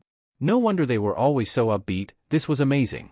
Gradually, though, the millrace of scenes and images slowly faded into a quiet darkness as Hinata's psyche drifted into slumber. Ata-chan. MMRPH. Hinata-chan. MM. 5 more minutes, Otosama. A chuckle. Ah, greetings, Naruto-kun. Ah? Bolting upright, Hinata looked around frantically for the whiskered blonde, face beet red. Sighing in relief when the search came up negative, she turned the full Arctic fury of the Hyuga glare at the green-clad genin responsible, causing him to raise his hands defensively. I apologize, Hinata-chan, but you seem determined to sleep and Gai-sensei advised me that this tactic, though unyouthful, would be effective. Anyway, interjected Guy, recognizing the potential for unyouthfulness in the glare now aimed in his direction. How are you feeling, Hinata-chan? You took to the montage no jutsu very well, with most youthful effects. Blinking, Hinata rose to her feet, not noticing the shocked looks of her freshly returned from the hospital and still a little elsewhere cousin and Tenten as her coat fell to the ground, and conducted a quick self-assessment. I feel good, she said, flexing her arms, enjoying the sensations of dense muscles moving against each other. Very good. Light, and good. Wow. She could see the reasoning for the suit, now. Probably nothing else would be as comfortable right now. Idly turning a leg-thick tree branch between her fingers and reveling in her newfound digit strength, Juken strikes would be interesting now. Oh yes, she finally caught the gawking looks being cast at her. Ano, is something wrong? Wordlessly summoning a signal mirror from a scroll, Hinata's bun-headed rival/senpai handed it to her and took a measured step to the rear. Suddenly frightened, the bluinette shakily moved her gaze to the polished metal. Had something gone wrong? Was she deformed? Misshapen? She felt wonderful, but what if she was some warped, over-muscled freak? What if dash? Okay. Face was fine, no changes there. Maybe just a little more definition in the cheeks, but she could live with that. Moving down. Neck, okay too. A little more muscle, but not too much. At least she still had a neck. Shoulders. Okay, wow. Corded, dense yet compact muscle as far as she could see, the slightest twitch clearly visible through the spandex. Arms, much the same. Not bulky by any means, but neither were they the willowy, slender arms of the Hyuga ideal. Swallowing nervously, Hinata angled the mirror further down. Sweet heavens, she had a six-pack. No Hyuga had a six-pack. Otosama didn't have a six-pack. The sleek muscle of thighs and calves was almost a letdown after the shock of the six-pack, but at least it was now clear why Tenten-senpai and Niji and II were staring. As it happened, though, it was only Tenten who was shocked at the, formerly, petite Hyuga's sudden development. Niji, still feeling some lingering effects from the calming tablet and the meeting with Shizen-san at the hospital for a quick detox treatment for the same, was lost in a mental image of Gai-sensei somehow being contagious interspersed with nightmarish images of just what Hayashidano was going to do to him for allowing the demented Jounin to corrupt his precious little girl. Tenten, however, was indeed taking in the changes. It was not every day, after all, that you saw someone go from doll-like to, for want of a better term, buffed, in a single hour, especially a member of a clan famous for its gracile body type. Yash! Hinata-chan's flames of youth are burning ever brighter, exclaimed Lee. Her previous beauty has been stoked by your youthful training, Gai-sensei. Blushing brilliantly, which somehow contrasted quite nicely with the lavender bodysuit, Hinata mumbled her thanks. That smile is just like Naruto-kun's, she mused, fingers unconsciously tapping at the thought. If the gentle reader has not hitherto seen an extremely well-muscled young lady in lavender spandex acting bashful, rest assured, it is a thoroughly adorable sight. Doomed. So very doomed. Utterly doomed. Tenten absently planted an elbow into the muttering branch member's ribs as Guy looked on his newest success with pride. Yash! Well done, Hinata-chan. Your youthfulness is blazing forth brilliantly. You have showed tremendous determination these past few days, as much as any of my youthful students. Know that, should you wish to further expand and fan your flames of youth, you will always be welcome to train with us. Yes, Hinata-chan, added Lee, the flames in his eyes veritable bonfires. Your youthful determination has been an inspiration to us. Please lend your youthfulness to us. That sounded so wrong. Thought Tenten, schooling her features to stillness. They actually want to train with me, wondered Hinata in pleased surprise. Gai-sensei and Lee-kun were so kind. Doomed. Guess who? Taking in the beaming smiles of the two green ones, ignoring the horror on the face of her cousin, and the grudging respect on the face of Tenten-senpai, Hinata came to a decision. There was still some time before Naruto-kun was due to return and, if Gai-sensei's exuberant shouting was to be believed, many more exercises to try. "Gai-sensei, please train me further," she said firmly, stutter gone. Lee cheered, Tenten sighed, Niji passed out, and Guy smiled, pride and approval beaming out like a burning brand. Taking a deep breath, he mustered his youthful strength and flashed the nice guy pose, teeth glinting in the golden sunlight. "Very well. Come, my youthful students. 50 laps around Konoha to cool our burning blood. Yash! As Hyuga Hinata ran after her part-time sensei and second favorite genin, she smiled. Life was indeed youthful. In the end, it was actually several days before the changes undergone by Hinata-sama came to Hayashidano's attention. Several very tense days on Niji's part, filled with anxiety and paranoia. Finally, just as a little flicker of hope had begun to spark, that perhaps Hayashidano would not be mad, he had been summoned to the clan leader's study. "Niji-kun," said the stone-faced patriarch as the young man knelt in Saiza. "I wonder if you might be able to explain some slight changes I have noticed in my eldest daughter." "Well, changes," the clan head continued, smoothly overrunning Niji's attempt at reply, such as the set of dumbbells, bench press rack and the Nautilus machine now set up in her quarters. Or her sudden appreciation of the wonders of spandex? Or perhaps the dramatic increase in the frequency of the word youth, and its variance in her vocabulary? Or, just maybe, you might offer some insight into the outcome of her most recent sparring match with her sister, queried the stoic leader, picking up a sheet of paper. "Ah yes," he said dryly. The match began, Hanabi-chan attempted a disabling strike to the shoulder, Hinata-chan seized her by the wrist, applied a hitherto unknown to us restraint hold, shouted, "Ahem, divine youthful piledriver." Niji winced. And forcefully applied Hanabi-chan to the tatami. A victory, but a most unconventional one, wouldn't you say? Correctly interpreting the pause as an instruction to speak, Niji cleared his throat. Explanation time. Hinata-sama expressed a desire to become physically stronger and had selected Gai-sensei as the best possible candidate as an instructor. I attempted to dissuade her from this course, but was unsuccessful. Bowing forward, he placed first his hands, then forehead on the floor. "My deepest apologies. There. Done. All up to chance now. Either Hayashidano would unleash the full apocalyptic fury of his fatherly overprotectiveness and reduce him to a small, red, jellyfish-like thing, or he wouldn't. A curiously liberating feeling, really. Not at all, Niji-kun. I'm delighted. Wow. That was unexpected. This is the most confident I've seen my little girl in years, on a par with when she first mastered the 64 palms. And the happy but surprised look she had when Hanabi-chan woke up was simply adorable. My little girl is growing up." It wasn't Hayashidano acting the doting father that freaked him out, Niji would later observe. It was the fact that he did not once break from his Hyuga monotone while doing so. To be able to say something like that, in a tone that might well make an aburame blink in professional envy, and still make very clear one's utter sincerity bespoke a rare and frightening gift. Pushing the matter of idiosyncratic vocal mannerisms aside, Niji once more allowed a flutter of hope to enter his heart. Perhaps, just perhaps, he might be able to avoid gruesome, twisty fatherly punishment today. Hayashidano had professed to being delighted, after all.